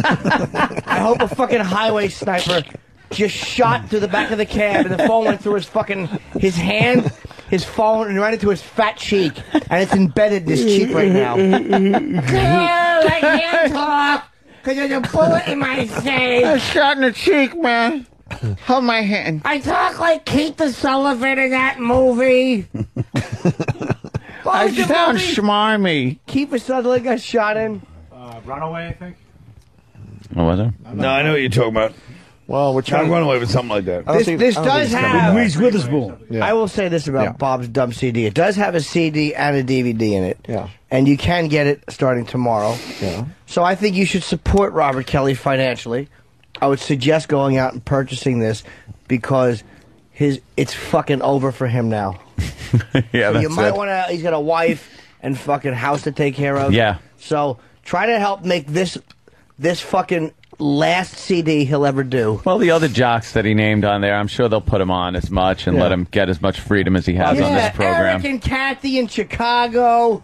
Eric and Kathy. Terry Clifford and Rochester. Terry Clifford, someone that's just about as fat as me. Howard Stern, Man Cow. Yeah, dude. Now he's fucking with us because it says Bob The Grease Man. He's fucking with us now. Yeah. Courtney and Man Boobs in El Paso. Courtney and Man Boobs. Good Luck Chuck was Lionsgate's film there. He thanks like he was a fucking the star. Yeah, well, he's fucking Tom Hanks thanking DreamWorks. Fucking dumb extra. they were being polite to Dane by putting you in Good Luck Chuck. Yeah. Fucking cunt. Well, one thing about it, you have to admit, it did bring good luck to that flick. Sure did. The only way I could see that being accurate is if fucking Bob's shoes or floorboards were named Chuck.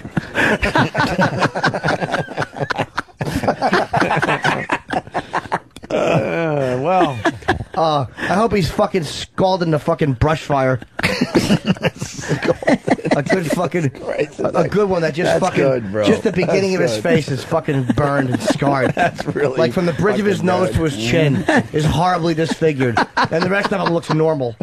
Oh fuck! So from the side you like him, and then as soon as he turns around and goes, oh, you're like, fuck you.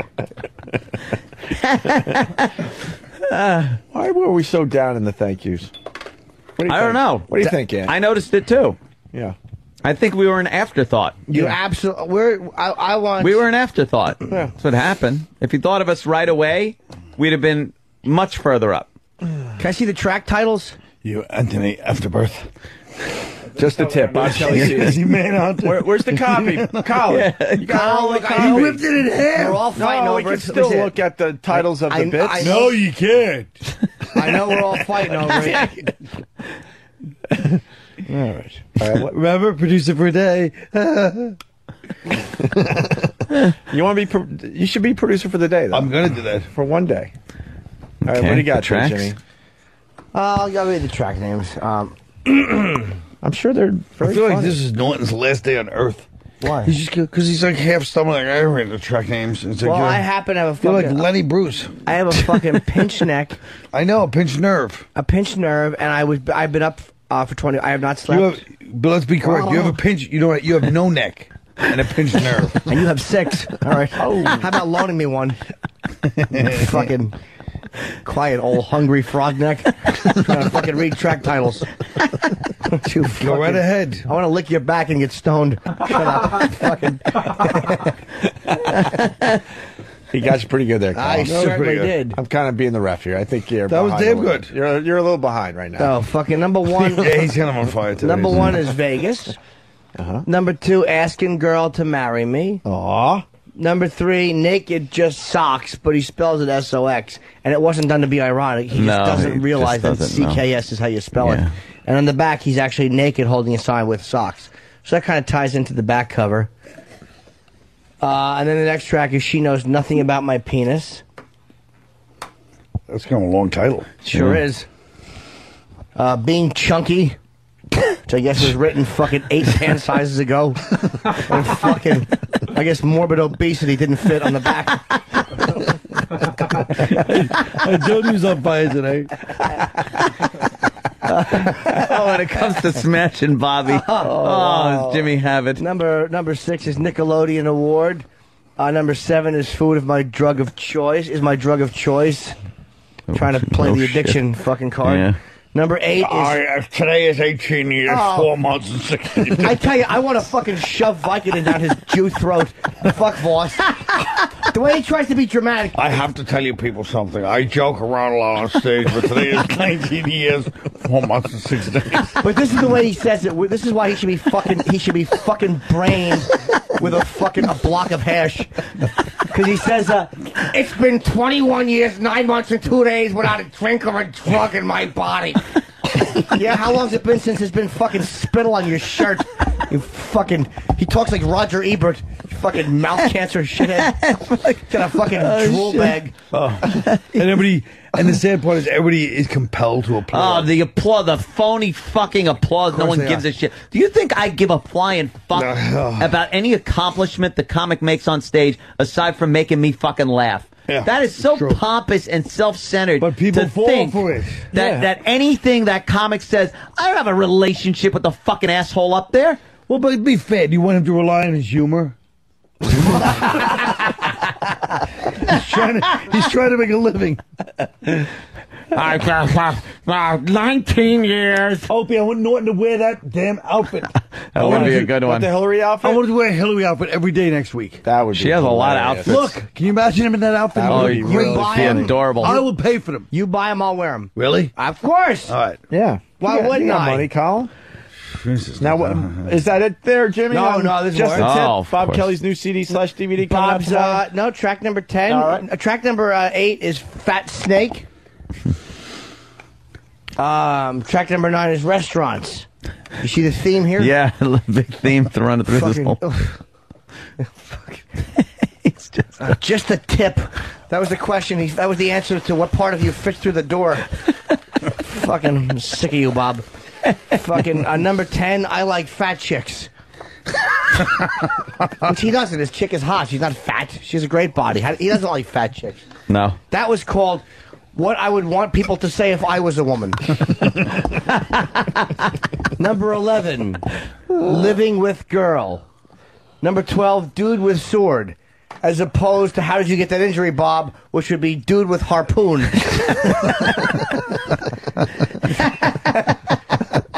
Number 13, Punching Butter. Which was the answer when someone said to the boxer who fought Bob, what did it feel like? A little wordy, but you got there, Jimmy. I sure did. You got there, bro. Number 14, no romance. And number 15, just the tip. Just the tip. There's a documentary with this that I think, I know Colin's in. Yes, I'm in. And I don't know who else is in it. But it's a DVD documentary as well as a CD. Well, good thing we're not in there. No. Why would you be? Why would you? Why would Why? We could have ended up on the editing floor, but at least give us a shot, you fucking asshole. Nothing. I actually do like the cover. The only annoying part of the cover is when he's at the Comedy Cellar with fucking the guy that works at the cellar going over computer graphics, and fucking I'm trying to feign interest in what font he uses. He's like, dude, should I use the sparkly ones? I don't know, you fucking fat girl. Who cares? Asshole, put a fucking little unicorn thing on the tip of Robert. Looks like it's flying through a cloud. But, you know, you're a fun one to talk. Hey, I'm sitting there Saturday night. We're all sitting at the table. This phony breaks out his computer and starts typing his second great epic novel. That's right. You know, we're all sitting there. It's kind of weird. And it's like, it's not only pompous and pretentious, but it's really rude. You know, it's not Tom's rude. there and he's got a little laptop. You're all sitting around the table. And he's got like a solemn look on his face, like, Yes, he's like, I'm here to work. Here's why, elbow guys. grease. Go across the street to a coffee shop, you little cocksucker. I'll tell you why I know. Because I get work done at the cellar because I can't cruise sexual shit. I can't cruise sexual. What am I going to do, just watch Nobody's you eat interested buffalo in your wings? process. All he does is sit there and eat fucking a double order of buffalo wings, and I just want to hug him because he's committing suicide in front of me. How would you feel if if you loved somebody and all they did was fucking every time they went to the cellar, they put a shotgun in their mouth and pulled the trigger? That's what you're doing. I can't watch it. I have to write. I have to write away my sadness. Colin makes you sad, Jimmy? Of course he does. Yeah. Why? I'm just watching my fucking friend. Every bite is, I hate myself. Yeah. Yeah. We might have Bob Kelly. I don't know. Bob? Hey, I heard you reading my track list. My phone died. Yeah. It killed itself. Yeah. Just the tip. It comes out tomorrow, Bob. Yeah, well, I'm sorry my track list aren't yuck. And then a facial expression, you moron. That's not bad. Bob, and I are hurt a little bit. The thank you was way down in the list, and we weren't offered maybe to do something for the DVD. We know the thank you was an afterthought, first of all. I asked you to do it. You never did it. Oh. You didn't want to do it, and I called you both last week to do something else, and neither one of them would call me back. Wait, what did you ask? What did you ask me to do last week? When you first, Opie, I called you. You were out of the country, but Anthony was one town over. Wouldn't answer his phone or call me back. Where was I? When was this? I don't know. Why don't you check your flight schedules? Well, first of all, I went on vacation at this point 3 weeks ago. Yeah, I asked you both to do something, and when we filmed it, I asked you guys to do something. Oh, during vacation? I wasn't fucking around. Little Jimmy and Colin actually could do it. I Oh, so you got pissed off, so you knock us down the thank you list? No, the thank yous were an afterthought. He did his thank yous, and he went, holy shit, O&A, where do I put him? No, that's not true. You got the and. Yeah, why is Matt Siegel higher than us? And at the end. Why is that hack Matt Siegel higher than us in your thank yous? I blew him once, and I had to put him on there. See, here he goes. And by the way, he thanks Harvey Altman and Rob Urio. Thanks for taking care of my $sign. You thank your accountant before Opie and Anthony. Oh, Bobby. I gave you guys the and. I swear to God, I'm not thanking anybody next time. I'm just writing, yeah, you know. Thanks, everybody. And thanks to the guy that came over and painted the apartment. And the guy that did the carpeting, good job. And thanks to Fred from the Linoleum Hut for giving me some money off. And finally, last but not least, dude. Yeah. What did you thank, Norton? A whole shitload of people. What coattails did you write on the back of your thank you? I thanked people in the first CD, the second CD, and I thanked them in the book. You should have just put a coattail on your thank yous. What are you saying? That I ride coattails? Oh my God, I won't argue. You. That hurts. I wouldn't put thank yous on anything, to tell you the truth. It cheapens it. Colin came in on fire. and now the old man's getting tired. His blood sugar's low. He really did almost punch himself out. Fucking jerk. Oh my God. By the fourth round, he's fucking hugging. I'm trying to smash Norton. He goes, yeah, he's kind of right. Really? Why don't you scoop up, Fatso?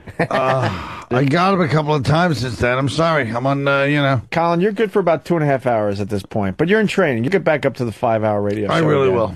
I really will. I'm going to give the limo guy his phone back. He's let me use his. Oh, limo. Where are you off to, Bobby? I'm coming back from West Palm. That's pretty cool that you have a limo. Why would they give you a limo? What? Well, because the flatbed is in the shop. I wish it was a hearse. Oh, is Bob still on the phone? I'll see you guys later. Goodbye. Wait. Jimmy had some last thing for you. Jimmy? Bobby, you there? Bobby? Bobby? Oh, God. No. Colin, if you let him do that... You know what he's doing right now, Bob? Dude. He's pissing on your CD. He's pissing. He's got his cock out. He's pissing on your CD. In the middle of the studio, there's pissing in a garbage can. It's kind of disgusting. First they were scraping their feet, now they're pissing. Hey, Jim. Yes, sir. Thanks for helping me sell CDs, buddy. I did, actually. Yeah, we're not saying that it's not a funny CD, Bobby. Yeah, we're not knocking. We're not trashing the actual material. We know you're a funny guy. We're not saying the material. You're just not a good friend. You're just pissing on my CD in a barrel. Absolutely, it's you, and it's kind of. If you were here, we'd be happy to do it to you. But no, I will say this: that the hold on, before you give the fucking phone back to the fucking scumbag limo driver, I will say that you do have a CD limo here. driver scumbag? Well, because he is. He's fucking driving this fucking idiot. So he had a big celebrity. Yeah, it's a fucking middle from Boston. Yeah, can we call? Can we talk to the limo driver? Hold on, you got actually the CD. I do want to encourage people to buy it because it feels good to do this. Oh, and don't forget, folks, come with its own DVD. There you go. You can watch that. Comes with a documentary. He broke it like the Dixie Chicks. Comes out tomorrow. Wave to Bobby's limo if you see it. It's the one doing a wheelie.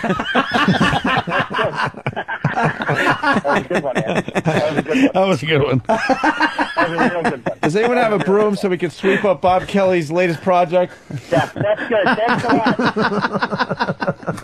That's good. I hope you fucking sell. I hope you sell 4 copies. I hope fucking Dane puts out a CD tomorrow. It's called Just the Head, and they get confused and buy his. I'll talk to you guys later. All right, stupid. All right, Bob Kelly. All right, stupid. I hope that fucking limo driver, the whole time he was on the phone, was doing belts of liquor up in the front, and right now is seeing 2 of everything, and thinks he's headed for the airport, but it's really a dump truck. He's in a Paris tunnel. When he looked at Bob, he thought he was seeing 2. The greatest part, if this limo driver had a head-on collision with like a tractor trailer, is the fact that like Bob wouldn't go right through the windshield because it's a limo. He'd have to think about it being shot through the limo to the front. He'd have a couple of seconds to realize I'm being fucking killed like a fat cannonball, like a torpedo, like a big fucking monstrous torpedo. Like if someone learned how to fucking shoot a sea animal out of a cannon. Like a giant seal being fucking shot. Oh, fuck. Oh, Jimmy, Jesus Christ. Oh, can you smash that guy? Well, fuck. Bob Kelly, everyone. He's going to be in tomorrow. We got to take a break. Call just a tip. Yeah. We have maybe one more thing to do before we do line of the day. Can I say this? I honestly do want to see Bob's CD become successful. Of course. Because I want him to be built up high because there's nothing after this. So I would love him to like really start feeling good about himself and then just completely crash and burn. Yeah, that's my goal. You got to get to a level where you're a little up there to really feel the burn of the crash. Yeah. Yeah. He'll call Dane. Hey, look, it's Bobby's NACA show. 52 arrested near Michigan State University. You know how it is. The guys like us, Dane, we're selling CDs, DVDs. Yeah, he's always trying to like fucking get like some kind of catch. Like he was actually selling RobertKellyLive.com fucking bumper stickers.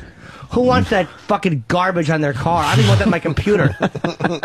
Robert Kelly Live. Robert Kelly dead. I'd be happy to put on my car. And then fucking make lamp oil out of him. Once again, I know I have no energy and I shouldn't be going into an attack since you're hot today.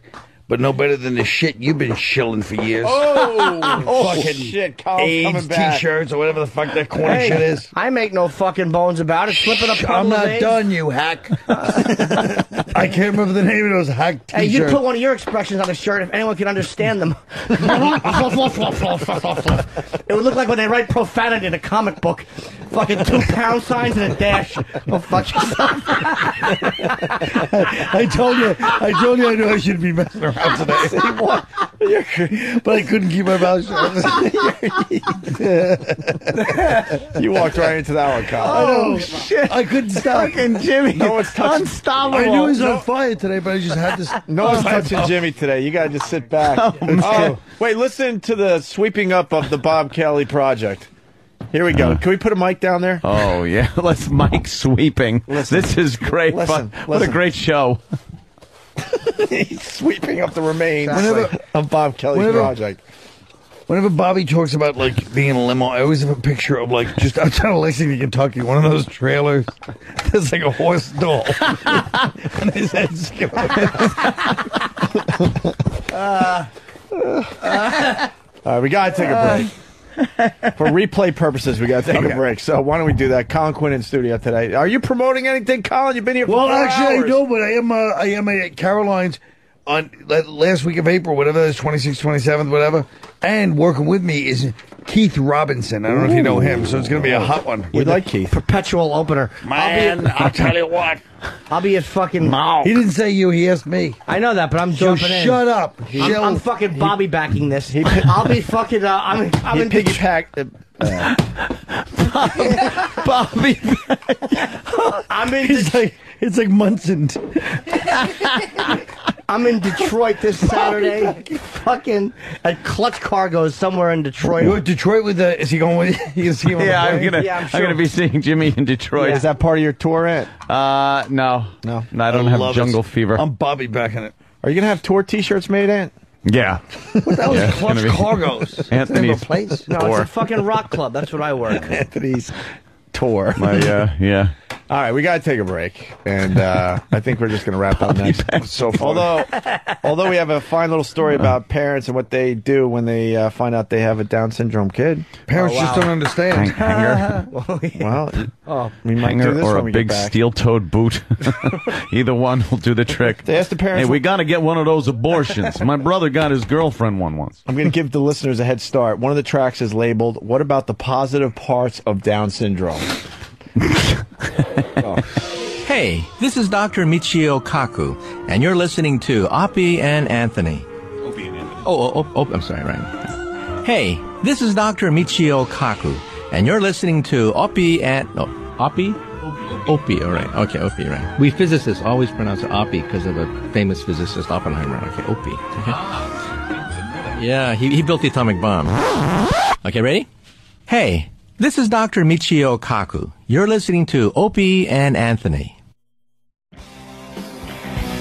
I want to thank Colin Quinn for stopping on by today and giving us a little energy.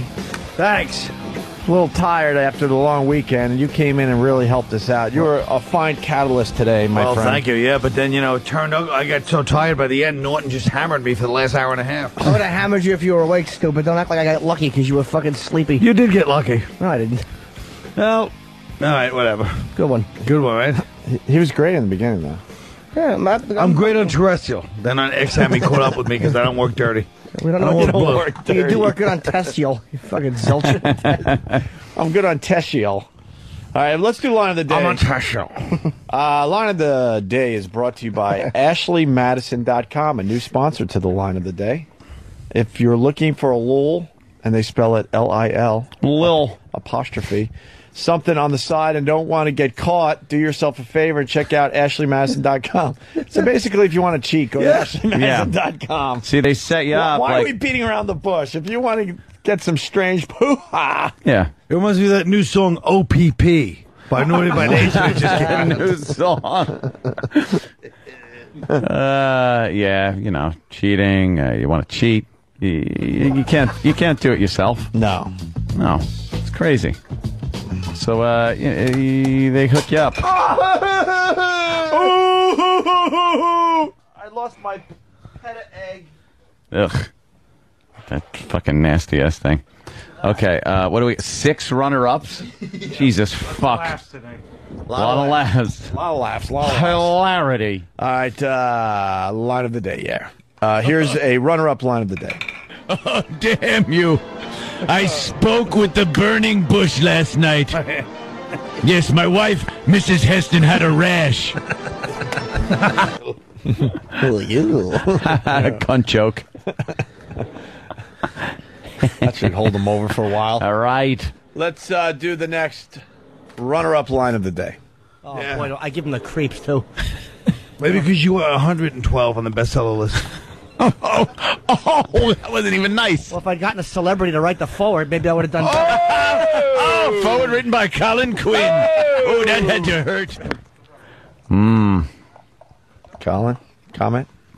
Yeah, I wish you would have waited for mine to get the laugh it deserved before you fucking jumped. I saw your little setup, and I fucking crushed it. Thanks, kid.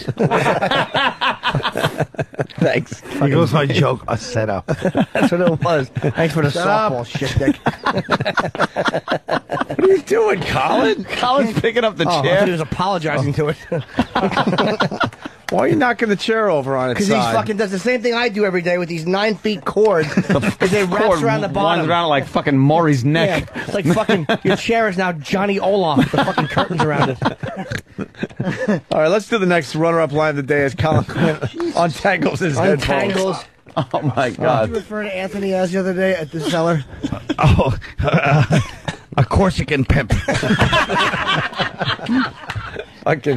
Colin, you got one in there. What was it? Corsican pimp. The Corsican pimp line. You didn't hear because you're too busy untangling. You're too busy fucking... Right to the next runner-up line of the day. No one does. Yeah, exactly, but that wasn't the point. Hey, Bobby. I know what it is. Wait, good for you. You win the spelling bee. I got a fucking nerd. Spelling bee. Oh, you nerd. Fucking. Jimmy's vicious. Vicious today. That's it? Oh, my God, Colin, you're a fucking mess. Oh, it's fucking awful. This idiot. Colin. It's all tangled. Like a child. It's like watching an autistic with a Rubik's Cube. Fucking blithering idiot. Look at you. Bobby's got to sit in that chair tomorrow. Don't wreck it. Exactly. You completely tangled yourself. Here's another runner-up line of the day. But I think that's kind of convenient that they'll say it's a ring. That way you could shoot through the middle of it. Yeah. Let me ask you something. If he was just really as good as he said, why would he make himself an instant judo master? Judo master. You got 2 in there, Colin. Opie, do you have to say it like you're doing a retarded nephew? Well, good boy. Good You boy, got 2 Colin. boys? I'm cotton candy. You got 2, I Colin. just don't want you going home and killing yourself. You did good today. That's what we... I don't. What do you mean, kill myself? I wouldn't feel bad until you were implying that I didn't do good today. Well, you were feeling bad about yourself. No, I just felt tired. You thought you got tired and stuff, but I did get let's tired. Let's not forget you gave me some gems. You're right. Thank you. And not only that, but I wasn't even feeling tired until at the end. It was going, boy, he really wore down. You're a 6 for I a didn't long even horse. notice. I was all happy, like relaxed. You're a 6 for a long horse running 1.25 miles today. You still do that gambling there, Colin? No. No more horses? I'll bet him if somebody has a good idea, but I was never big on it. Man. All right. You guys caught me in my one little phase of it. Yeah, a little phase. My cousin still does every day. You used to grab us on the street because you're on the way to OTB. My cousin gave me some hot tips for a few days. I was winning. And then, of course, you know how it is. And suddenly I noticed, wait a minute, I'm losing. I'm losing now. I'm losing a lot. Another runner-up? The last one? Last runner-up. I'll be a fucking... He didn't say you, he asked me. I know that, but I'm jumping in. Shut up. I'm fucking Bobby backing this. I'll be fucking... I'm in piggyback. Bobby. I'm in... Bobby back. Oh, you're mean. You're so mean-spirited, But he James. coined Yeah. Yeah. Well. Bobby backing. Hey, there's just a few tickets left for the One animation festival. like a couple dozen or something like that. It's Bobby going to be Bank. sold out by the end. Bobby Bank. By the end of today. This little Bobby went to market. This little Bobby went home. This little Bobby had roast beef. That's right. I hate when people Tickets call are on sale now. I hate when people call police officers the Bobs. It's just so disrespectful. All right, get your O&A Animation Festival tickets. You June know 5th. You know what a horse is, Frank? It's a Bob Kelly that don't fly straight. You know, I Ernie the Bob Kelly is my only friend. Line of the day. Oh, line of the day. Here comes line of the day. Line of the day.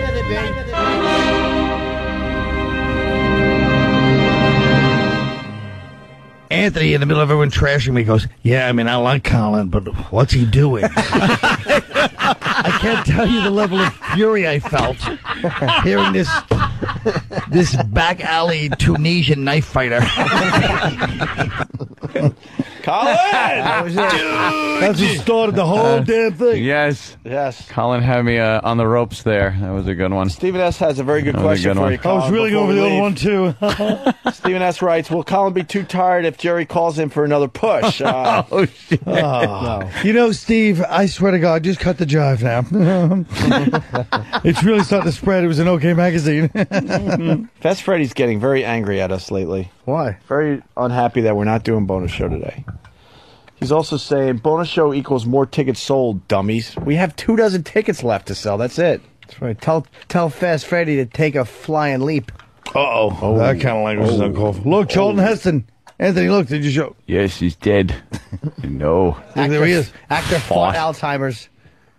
You don't fight I know. Alzheimer's. He led with his brain, and he fucking lost. Yeah, that was a big one. That was a big move today. I thought Charlton as Bobby. I think Anthony doing any impressions as Bobby could be something. Yeah. That could be a new thing. Damn. Well, you're going to be the producer for the day, so. Well, I'm producer for the day in a That's couple your weeks. first bit, right? My first gonna bit want is more of Ron that? Reagan, Bobby. Work on it. Yes. Dude. I broke my knee, man. Yes. How about Dice as Bobby? How did they get footage of Charlton Heston at an Obama where's Dane? rally? You know, me and Dane was playing Call of Duty 4 last night. I don't like name dropping, but Dane! Dude! You ever fuck a sink? I fucked it!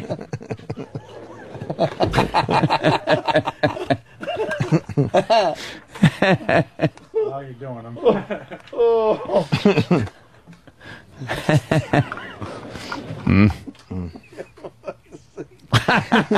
Okay, Colin. Jesus. Oh, guys. Andrew Dice Kelly. Yeah. Never-ending supply of humor when Bobby's involved. Not when he's, like, telling his jokes. You know, goofing on him. You know what, dude? I don't want to just be the fat guy on the show, dude.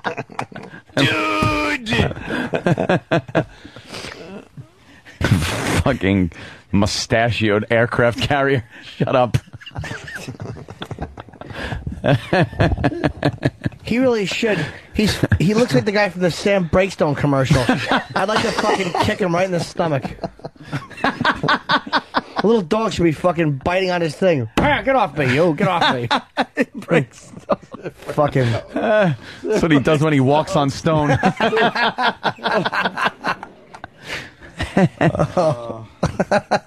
Breakstone.